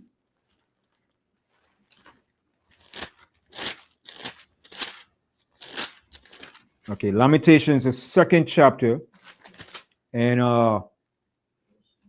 start Lamentations 2 and 1 to show you that the dust represents a low state. All right. The book of Lamentations, chapter 2, verse 1. How hath the Lord covered the daughters of Zion with a cloud in his anger? A dark anger. Okay, a cloud. When you cover with a dark cloud, that means nothing but evil, despair, and destruction coming to you that you're dealing with. And that's what we've been under for the last 400 years, a dark cloud. All right, go ahead. And cast down from heaven unto the earth. See, cast down from heaven means we're in a heavenly state of power, rulership. We're in a high state. To be in heaven means that you're in rulership. All right, read that part again. And cast down from heaven unto the earth the beauty of Israel, and remembered not his footstool in the day of his anger. So what is the Most High footstool? The earth. So the Most High casts us down to the ground. Go ahead. The Lord hath swallowed up all the habitations of Jacob, and have not pitied. He hath thrown down in his wrath the strongholds of the daughter of Judah. He took down all our power, economical, political, military, our social, intellectual. He took everything from us. Go ahead. He hath brought them down to the ground. See what he did? He brought us down to the ground, to the pit, to a desolate, a low state. Continue. He hath polluted the kingdom and the princes thereof. See, we have polluted us. When the Most High brought us down, he rubbed our face in the mud. What you call a SHIT. Okay? Yeah. We became like dung. Okay, when the Most High was finished with us. Go ahead. And have cut off his fierce anger, all the horn of Israel. All of our power. Horn represents power. Okay, go ahead. And have drawn back his right hand from before the enemy. So the Most High did. The Most High withdrew his right hand from the enemy. The Most High said, go ahead, take them down. The Most High took away that right hand of power from us. And the Most High brought forth his left hand and allowed the enemy to take us down. Continue. And he burnt against Jacob like a flaming fire. And that's what the Most High did. He burned against us like a flaming fire. The Most High was firing our asses, man. Okay, go ahead. Which devoured it round about. Mm-hmm. He have bent his bow like an enemy. He stood with his right hand as an adversary. See, the Most High became an adversary to us. Okay, go ahead. And slew all that were pleasant to the eye in the tabernacle to the daughter of Zion. He poured out his fury like fire. So the Most High did. The Most High poured out his fury like fire on us. Now that we have received that, now it's going to be turned back to them now. Go to Lamentations 4:22 and come back right back here. The Most High said he's going to pour out his fury upon them now. The same way we have drunk of the Most High wrath, they're going to drink of it. And they're going to drink it, baby.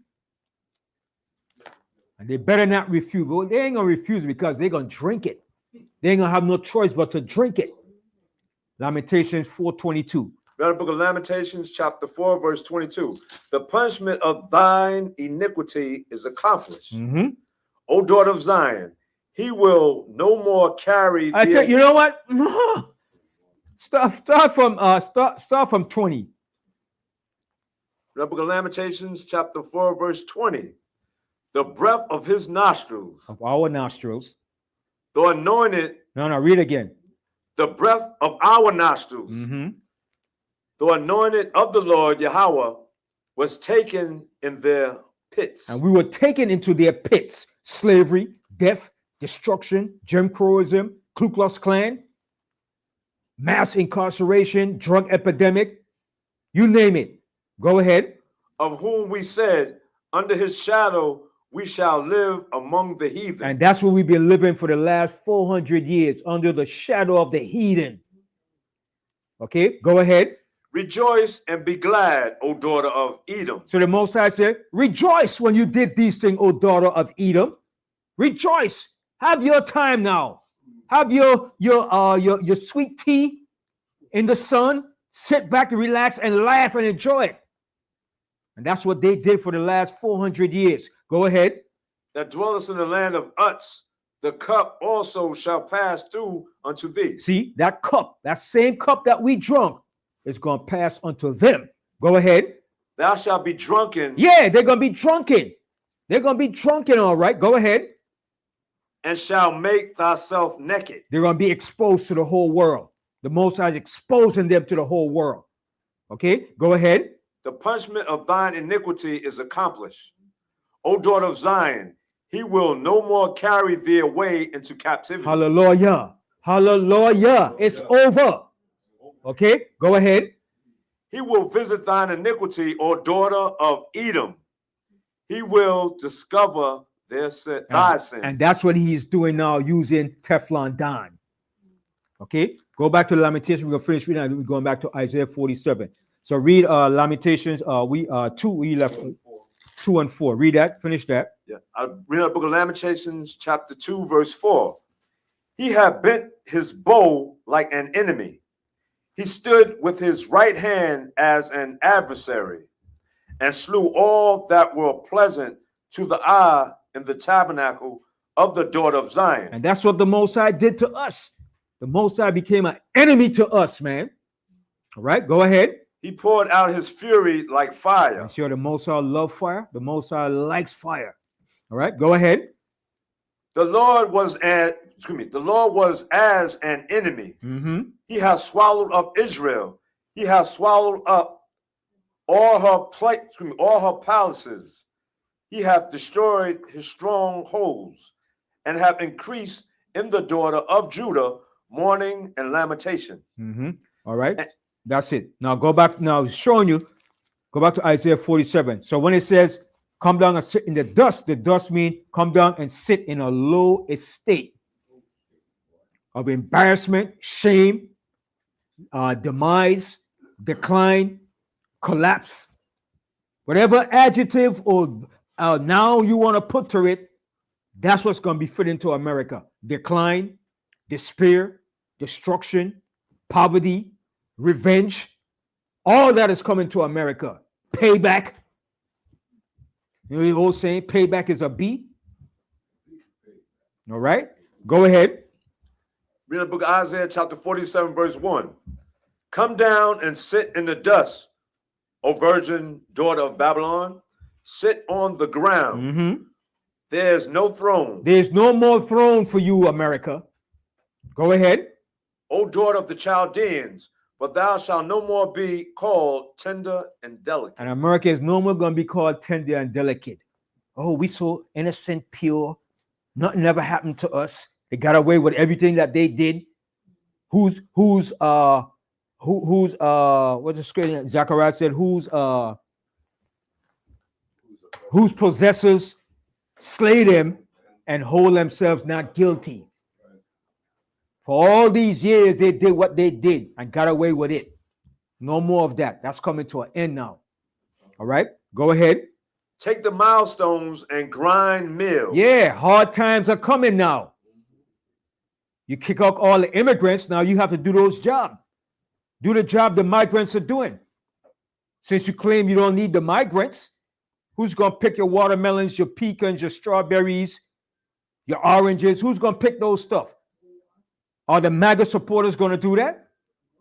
No, they're not going to do it. All right, go ahead. Uncover thy locks. Uncover your locks. Go ahead. Make bare the legs. Start showing yourself. Start uncovering yourself. Start being the whores that you are. Remember, they used to cover up. They don't do that no more. They have no shame in being a whores now. All right, go ahead. Uncover the thigh. Yeah, your thigh. Your thigh is here. Your thigh is supposed to be covered up as a woman. They're not doing that no more. They're showing everything now. I don't have no shame about it. All right. Who went to the Academy Award half naked? Willow Smith. What kind of crap is that? You could say she was naked. All right. What kind of crap is that? And that's supposed to be fashion. Every year they become more and more slack in the way they dress into these Academy Awards. Nipples popping out, showing. What kind of crap is that? A little patch over the breast, the booty showing. All right? So they become more reckless every year. Every year it gets worse and worse. All right? Go ahead. Pass over the rivers. Thy nakedness shall be uncovered. See, the Most High is exposing their nakedness. All the dirt, the hypocrisy, the lies, the Most High is exposing it now. Go ahead. Yea, thy shame shall be seen. See, thy shame shall be seen before the whole world. And the whole world is laughing at America. Go ahead. I will take vengeance, and I will not meet thee as a man. That's what the Most High is saying. I'm going to take vengeance, and I'm not going to meet you as a man. Go ahead. As for our Redeemer, the Lord Yahweh of hosts is his name, the Holy One of Israel. Sit thou silent and get thee into darkness, O daughter of the Chaldeans, but thou shalt no more be called the Lady of Kingdom. That's referring to America. They're not going to be called no more the Lady of Kingdoms. The whole world is looking at their decline. All right, go ahead. I was wroth with my people. I have polluted mine inheritance and given them into thine hand. See, the Most High said, I gave my people into your hand. Go ahead. Thou didst show them no mercy. No, they didn't show no mercy to us. They haven't shown no mercy to us. Go ahead. Upon the ancient hast thou very heavily laid thy yoke. Upon the old man, old woman, the gray hairs. Okay, go ahead. And thou saidest, I shall be a lady forever. Yeah, I'm gonna be a lady I'm gonna be a queen forever. I'm gonna rule forever. Go ahead. So that thou didst not lay these things to thy heart. They didn't consider these things, what's gonna happen in the latter days. Continue. Neither didst remember the latter end of it. Yeah, they didn't count the latter end, what was gonna happen in the latter end. They didn't consider that. Go ahead. Therefore, hear now this, that thou art given to pleasure. Hear the Most High said, therefore, hear now this, thou that art given to pleasures. The Most High said, listen what I gotta tell you now, you devils. Go ahead. That dwellest carelessly, that sayest in thy heart, I am, and none else beside me. Mm-hmm. I shall not sit as a widow, neither shall I know the loss of children. That's what they're saying. They think they're going to continue forever. All right? Go to Job 20 and 4. Hold that. Go to Job 20 and 4 and Job 14 and 5. And we come back right back here and we're going to close out the class. But first get Job 14 and 5. In the book of Job, chapter 14 and verse 5. Seeing his days are determined. Mm-hmm. Wow, it's snowing out there? Well, wow. And number of his months are with thee. All right, so it says, seeing his days are determined. The days of the white man is determined by the Most High. All right, go ahead.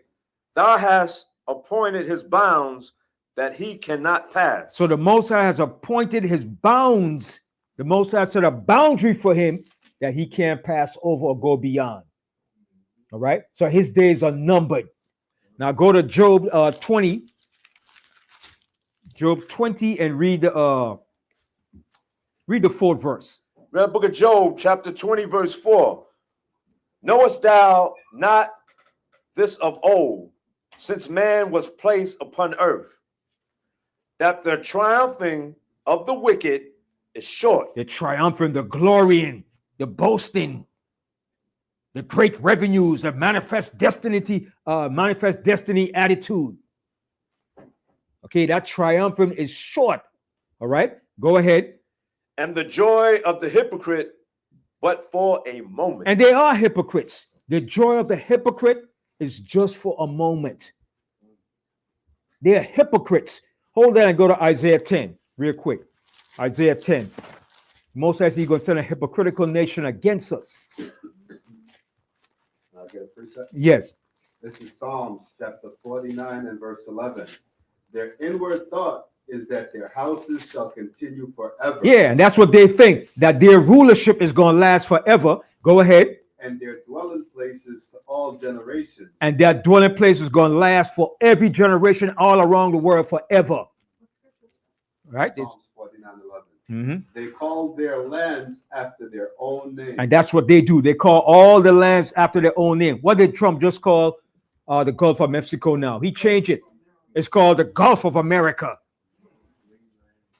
Okay? That's them. The Bible speaks about these devils emphatically. That's who they are. There's more to that? Read the next one. Nevertheless, man being in honor abideth not.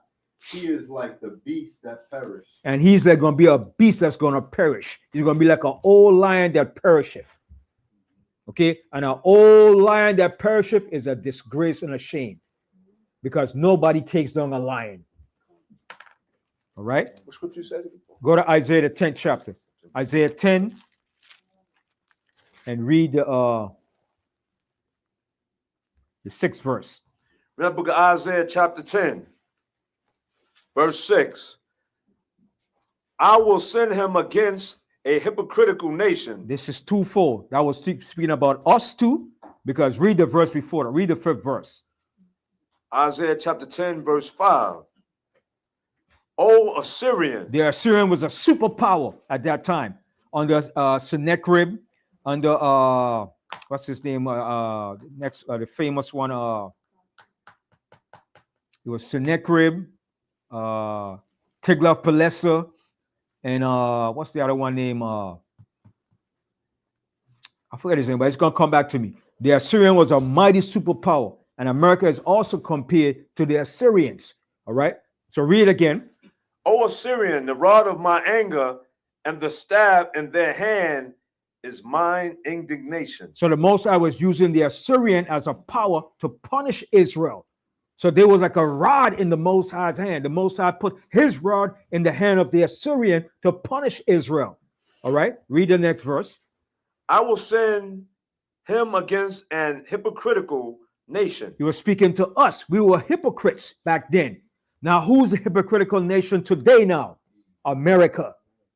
All right, go ahead. And against the people of my wrath. See, back then, we were the people of the Most High's wrath. Now, who's going to be the people of the Most High wrath today? Esau, the Edomites. Go ahead. Will I give him a charge to take the spoil and to take the prey and to tread them down like the mire of the streets? And that's what the Most High is going to do. He's going to tread them down like the mire of the streets. So remember, prophecy, a doer. What happened to us in the past, the Most High says he's going to put all what happened to us back on our enemies. Okay? Okay, so go back to Job. Read Job 20. Read Job 20 and 4 again. Read the book of Job, chapter 20, verse 4. Knowest thou not this of old, since man was placed upon earth, that the triumphing of the wicked is short? Yeah, the triumphing of the wicked is short. All right, go ahead. And the joy of the hypocrite but for a moment. And the joy of the hypocrite is but for a moment. And America is a hypocritical nation from the word go. Martin Luther King exposed them to being hypocrites. Malcolm X exposed them to being hypocrites. And they are a bunch of hypocrites. All right, go ahead.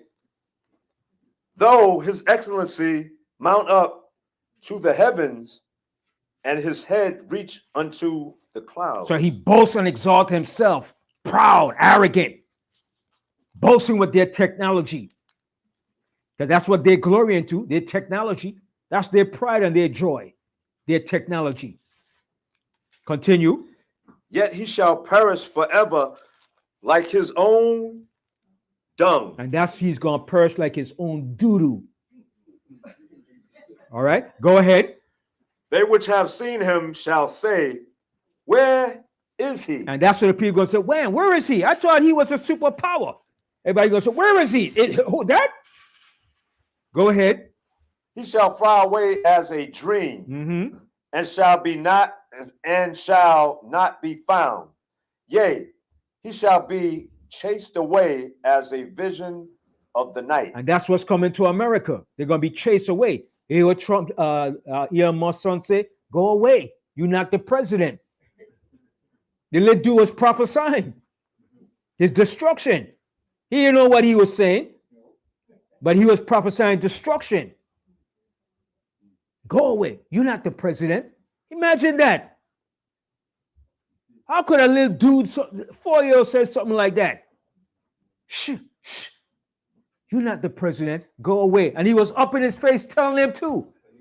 And he couldn't do nothing. All he did was just got orange. Yeah, go ahead. I just want to say, that just goes to show you, everybody playing their part in this movie. Everybody's playing their part. Playing their part. Right? Go ahead.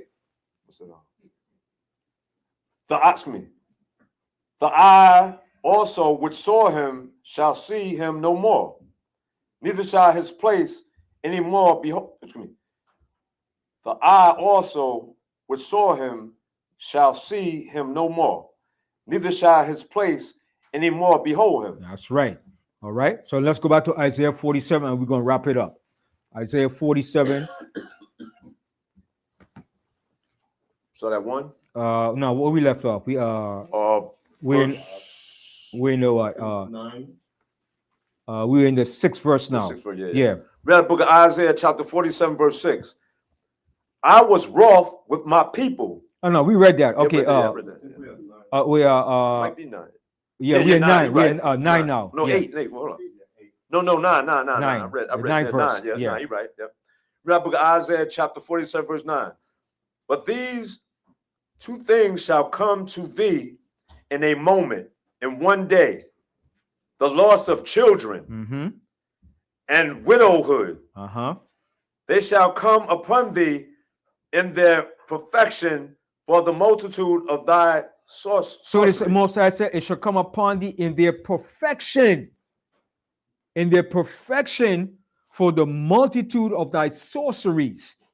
So it's going to come in a time when they least expect, when they think that everything is all right and okay, they're doing the right thing. It's going to come in the perfect timing that the Most High wants it to happen.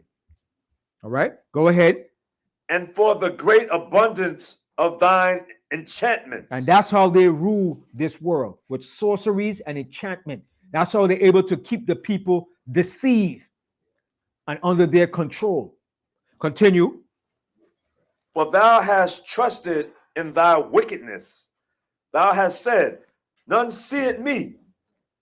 Thy wisdom and thy knowledge, it hath perverted thee. See, and what's their wisdom and knowledge? Their technology. All right, go ahead. And thou hast said in thine heart, I am, and none else beside me. MAGA, make America great, only for whites. That's what it's about. It's making white America great again. Everybody else got to go. And that's the way they feel. We're the only one. We're the only superior race. But they're going to find out they're not the superior race. How could you be the superior race and you're the only race of people where the sun is affecting you? When the sun is supposed to give you life and vitality. So you can't be superior. All right, go ahead. Therefore shall evil come upon thee. And that's what's coming upon them now. Evil. Ain't no good coming to America. Continue. Thou shalt not know from whence it riseth. And mischief shall fall upon thee. See, and mischief is going to fall upon them. Go ahead. Thou shalt not be able to put it off. They're not going to be able to put off what's coming upon them. Nothing. All right, continue. And desolation shall come up on thee suddenly, which thou shalt not know. Stand now with thine enchantments and with the multitude of thy sorceries. So the Most High said, now stand with your enchantments and with all your sorceries. All right, go ahead. Wherein thou hast labored from thy youth. If so be thou shalt be able to profit. If so be thou mayest prevail. Thou art weary in the multitude of thy counsel. And they're weary in their counsels now because there's no more counsel amongst them. The Most High have deprived them of that wisdom. Continue. Let now the astrologers, the stargazers, the monthly procrastinators stand up and save thee from these things that shall come upon thee. And that's what they're going to start to do. They're going to go back to their prognosticators, the astrologers, to ask them, show us, why are these things happening to America? Why we can't seem to get out from the rut that we're in? Because Trump put his foot in his mouth talking about he's going to make America great again. But it's not going to be great. All right, go ahead. Behold, they shall be as stubble. The fire shall burn them. See, why the Most High is talking about fire? Because the Most High is fire. The Most High said the fire shall burn them. All right, go ahead. They shall not deliver themselves from the power of the flame. See, they're not going to save or deliver themselves from the power of that flame, that destruction that's coming. Go ahead. There shall not be a coal to warm at, nor fire to sit before it.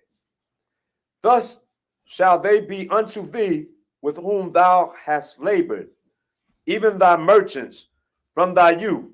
They shall wander every one to his quarter, none shall save thee. So all their merchants that they dealt with is going to turn against them. Okay? Everybody's going to stop buying for America eventually. That's what it's saying in a nutshell.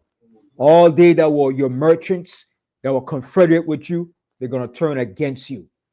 And Canada is going to turn against them too. All of their allies and friends is going to turn against them. Okay? And America is going to be alone by itself to witness their own destruction. Because the Most High said, with our eyes shall we see the destruction of the wicked. Get one more scripture. I'm going to close out. Go to Psalms 10. Psalms, the 10th chapter.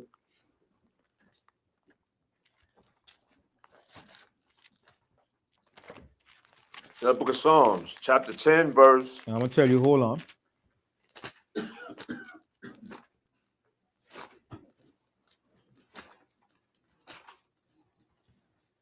Psalms 10. I tell you what. Let's read this whole thing right here.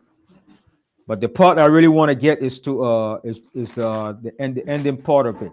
But let's start from the top. And this is gonna be the closeout message.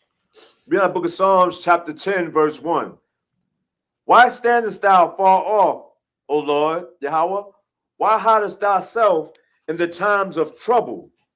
The wicked and I tell you what, hold that. Go to the 9th chapter.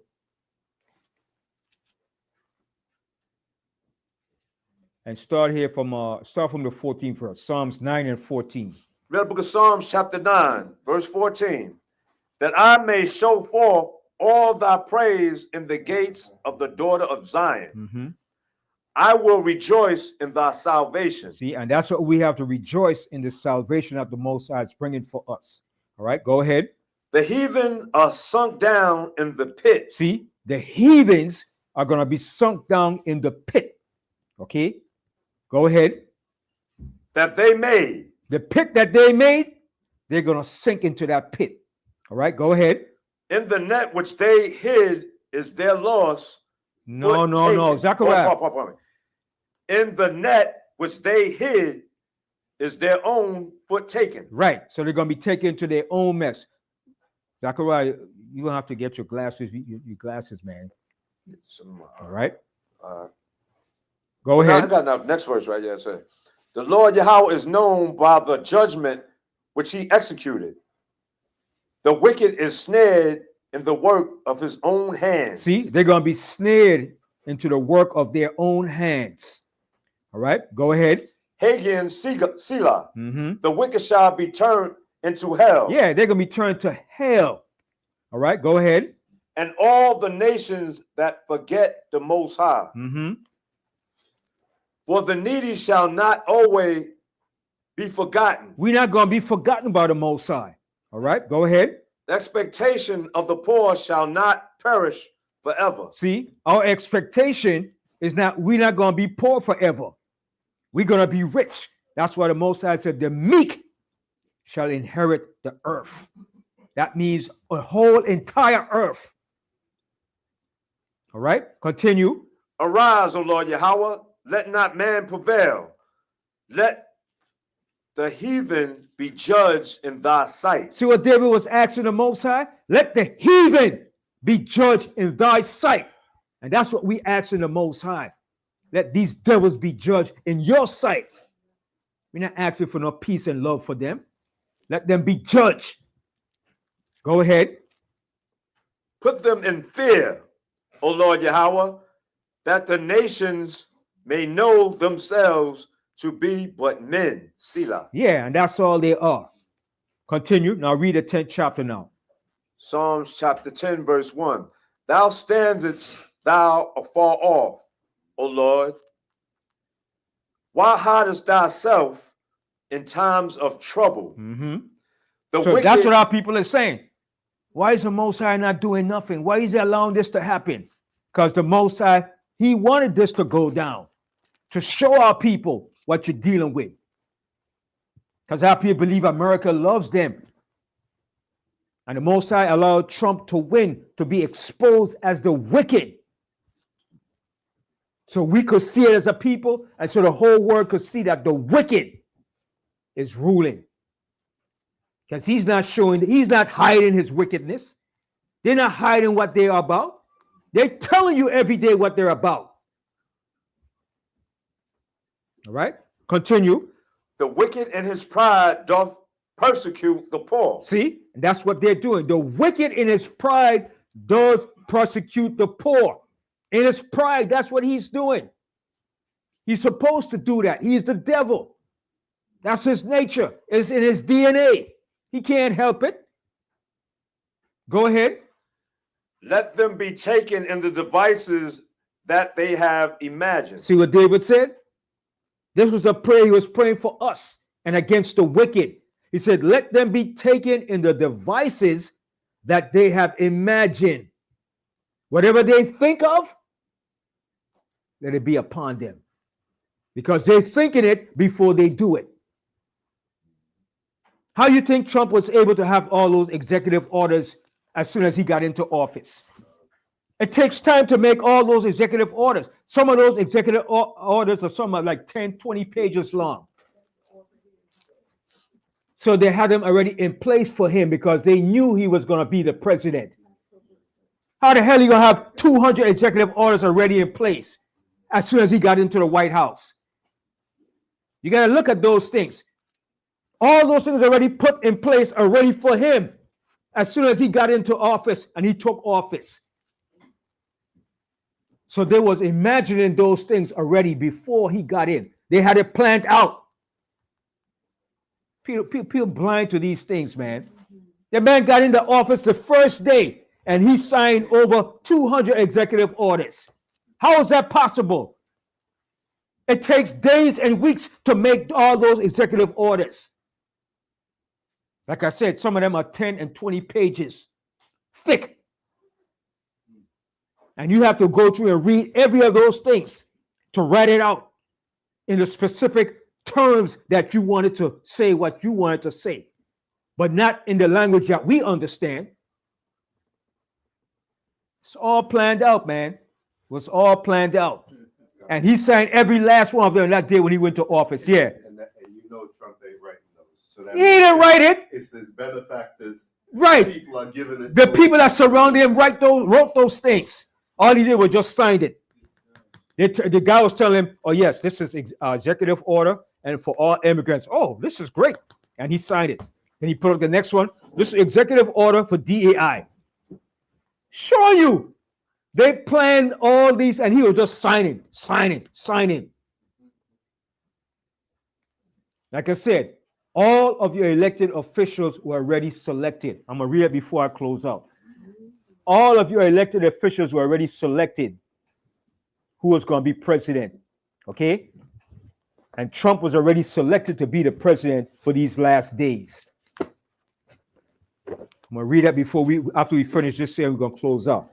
All right? So finish reading that. Listen, verse 4, Psalms 10, verse 4. The wicked, though the pride of his countenance, will not seek after the Most High. The Most High is not in all his thoughts. Mm-hmm. His ways are always grievous. Mm-hmm. You see? So it said his ways are always grievous. All right, go ahead. Thy judgments are far above out of his sight. Mm-hmm. As for all his enemies, he put it at them. No, what he it puffed says. at them. He puffed at them. He hath said in his heart, I shall not be moved, for I shall not be in adversity. See what he said? You see what he's boasting? We'll never be in adversity.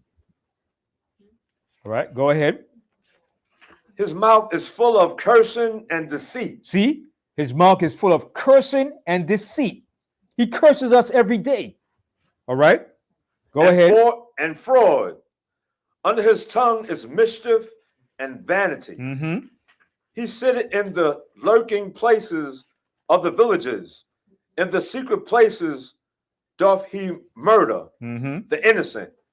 His eyes are privately set against the poor. Mm-hmm. He lied in wait secretly as a lion in his den. Mm-hmm. He lied in wait to catch the poor. He doth catch the poor when he drawed him into his net. Mm-hmm. He croucheth and humbleth himself that the poor may fall by his strong one. What does that mean? Anybody know what that means? When he said he croucheth and humbleth himself that the poor may fall by his strong ones. Yes. Go ahead. We'll finish your thought on it. You want to it? Finish your thought on it. Don't like a lion, sneaking, just walking slowly, trying to get the people. Finish your thought, and Caledonia. And he makes himself to appear as though he is for the people. Right. So he humbled himself to as, oh, look, I'm trying to be nice. I'm good. I'm a humanitarian. So he's faking the funk. I'm trying to make it like I'm doing the right thing. He humbled himself, but that humbling is not really humbling. It's false pretense. He's doing to catch you off guard. And how did he do that? By using Obama. He put Obama in office to throw you off guard. Like I said, Obama was the perfect ticket that they used to trick our people.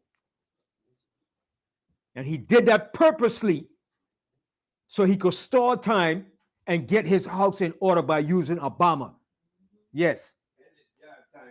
Yeah. Okay? So they pretend as if they're coming to you in sincerity and love. Read that verse again. Verse 10, verse 10 in Psalm chapter 10, verse 10. He crouched and humbled himself. Because when you crouch, meaning that you're showing a sign of humility. You ever see a cat, when you talk to a cat rough, the cat bows down himself, a female cat, especially the female cat. When you talk to her rough, she bows down because that's the authority that the male cats are over her. Because I have a cat. When I talk to her, hey, what are you doing? She crouched down and look at me. I said, don't you dare do that. And she bowed down like in submission. So they're trying to show that humility, but that's what a female cat does. So they're trying to exemplify the same thing as if they're humble. We're crouching down to black people to show that, oh, we're not evil no more. But they're still evil, every last one of them. All right, so read that verse again. He crouched and humbled himself that the poor may fall by his strong ones. See, and the poor falls for it. Oh, he's being nice. He's not, they're not all the same. No, you can't say all white people are evil. Yes. Some are more evil than some. A snake is a snake. What is a cobra, a king cobra, a black mamba, or a python, or a boa constrictor? A snake is a snake, just different type. One is a lethal, poisonous, and one is non-lethal. But a snake is a snake. Okay, one will choke you out, and one will kill you instantly. All right? So that's what they do, and our people fall for it. Go ahead. He hath said in his heart, the Most High have forgotten. He hideth his face, he will never see it. See what that's what they say in their mind. Where's your God? Your God isn't, he doesn't care about you. They curse and they talk against the Most High. Read that part again. He hath said in his heart, the Most High have forgotten. Yeah, they're saying your God has forgotten you. He's not going to remember what we did to you. He's forgotten that. Go ahead. He hideth his face. He will never see it. Yeah, he said, your God is hiding his face. He never see what we have done. The things that we have done in secret, covertly and overtly. Go ahead. Arise, O Lord Yahweh. So David said, arise now, O Most High. Arise against these devils. Go ahead. O Most High power, lift up thine hand. Forget not the humble. Mm-hmm. Wherefore doth the wicked contend Most High? See, it says, wherefore does the wicked contemn the Most High? And that's what the wicked does every day. They contemn the Most High. Make mockery of the Most High. There ain't no God. God ain't God. Take God out of the equation. They contemn the Most High, these devils.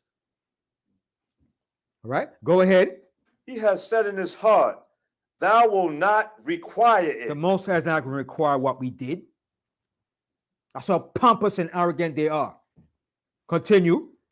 Thou hast seen it, for thou boldest beholdest mischief and spite to require it with thine hand. The poor committed himself unto thee. And that's what the poor does. The poor committed himself unto the Most High, because we have no other person to fight for us or stand for us. So we have no choice but to commit ourselves to the Most High. Continue.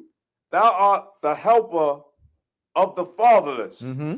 Break thou the arm of the wicked and the evil man.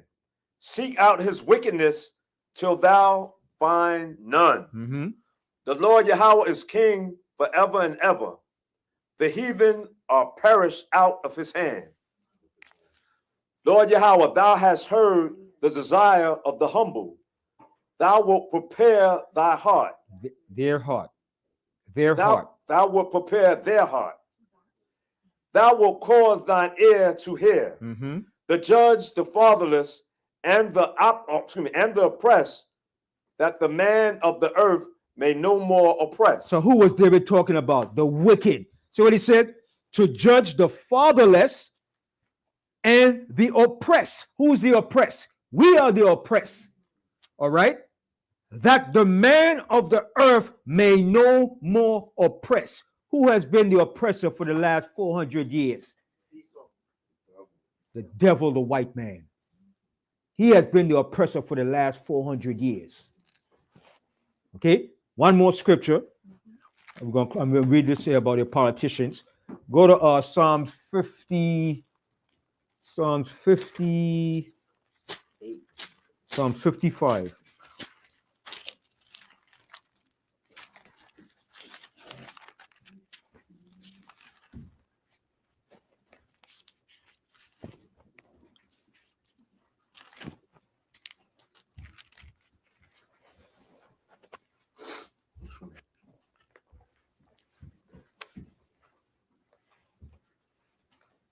No, actually, not Psalms 50. 1 second.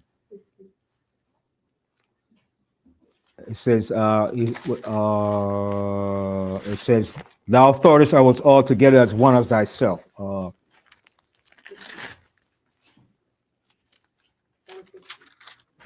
Psalms 50. Yeah. Well, sure, one yeah.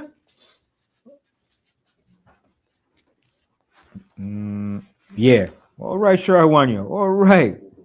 Okay, yes, Psalms 50. And start here from the 15th verse. Hallelujah, sure, I want you. All right, you've been studying that verse, huh? Now, book of Psalms, chapter 50, verse 15. And call upon me in the day of trouble. See what the Most High said? Call upon the Most High in the day of trouble. All right, go ahead. I will deliver thee. And the Most High said, I will deliver thee. Go ahead. And thou shalt glorify me. And we shall glorify the Most High. Continue.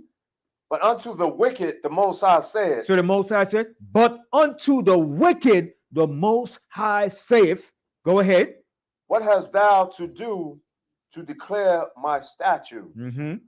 Or that thou shouldest take my covenant in thy mouth? What the hell the wicked got to do with talking about the Bible?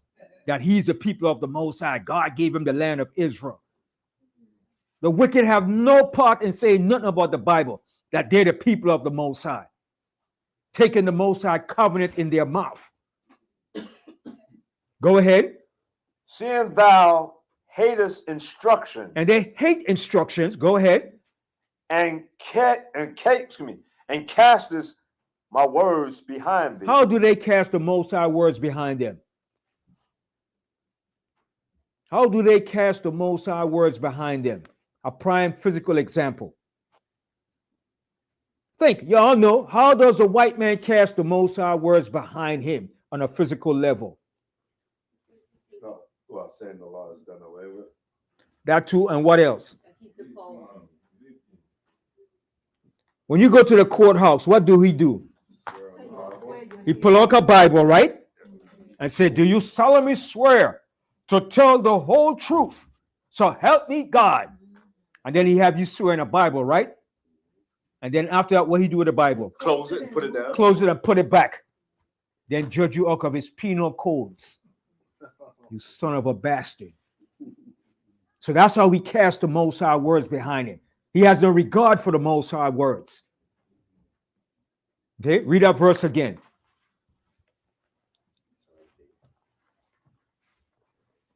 What verse was it?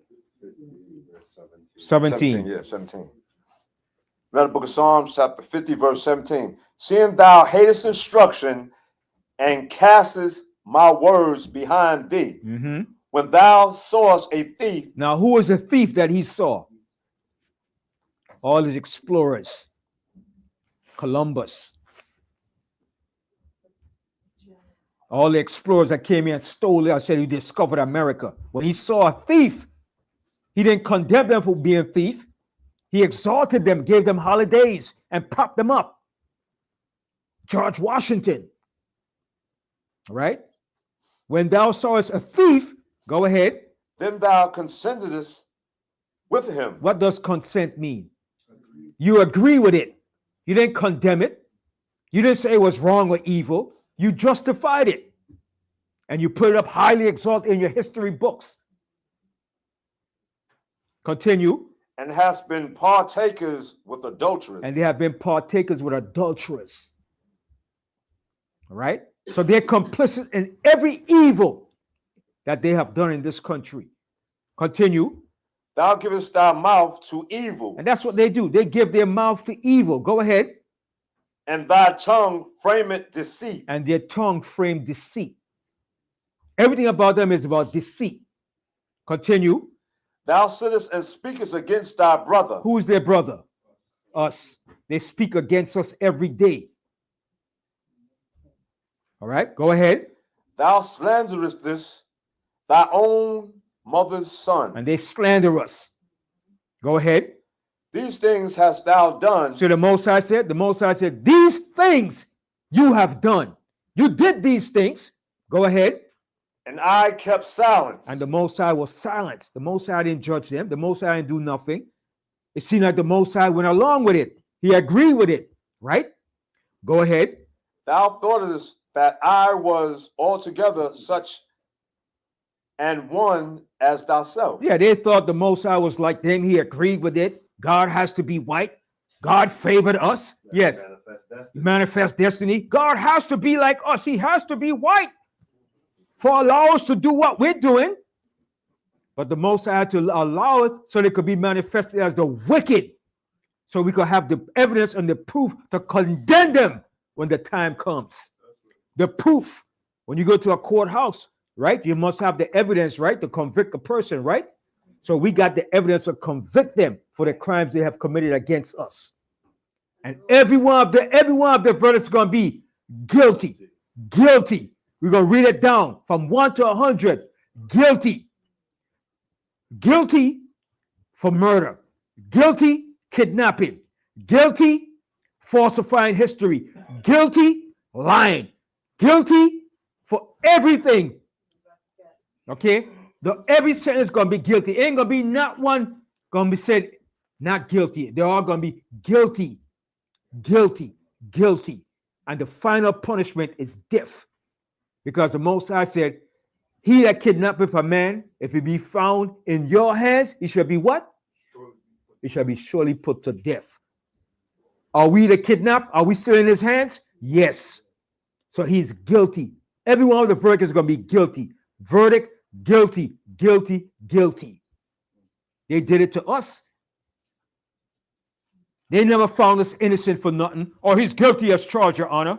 What's the count, Your Honor? Well, he's found guilty in the first degree of manslaughter, guilty in aggravated assault, guilty in attempt to resist arrest, guilty for disturbing the peace, or guilty for assaulting a police officer. They run it down to us. Then it gets a book. They said, guilty. Your Honor, how much time is he going to give him? Give him 20 years. 20 years and maybe parole with good behavior. Or somebody might say, give him 100 years. You damn devils. You devils. Finish reading that verse. But I will reprove thee. So the Most High said, I will reprove you now. Go ahead. And set them in order before thine eyes. And the Most High is going to set us in order before his eyes. The Most High is going to raise us up and put us in order. Right before his eyes. And he's going to see it. Go ahead. Now consider this, ye that forgot the Most High. So the Most High said, now consider this, ye that forgot the Most High. Go ahead. Lest I tear you in pieces, and there be none to deliver. And nobody's going to deliver them. Go ahead. Whoso offereth praise glorified me, and to him that ordereth his conversation aright will I show the salvation of the Most High. Hallelujah. So I'm going to just read this part in this book here. It's called A Conspirator's Hierarchy. Another good, real good book. All right. Everybody could see it on the camera. The Conspirator's Hierarchy. Right? Very good book. It's written by Dr. John Coleman. Now listen, this is what he wrote here. All right. We're going to close out the class on this note. This is on page 221. There is not one single aspect of life in America that is not watched over, steered in the right direction, manipulated, and controlled by the invisible government of the Committee of 300. There is not one elected official or political leader that is not subject to its rule. No one thus far has got away with defying our secret rulers, who do not hesitate to make a horrible example of anyone, including the President of the United States of America. So all your political leaders are controlled by the Committee of 300. Every last one of them. And when they get out of line, they're put back in line. All right? So with that, I say shalom and I end the class. And I hope everybody enjoyed the class. And I said all praises to the Most High. And Kwam Yeshua. Kwam Yeshua. Hallelujah. Hallelujah.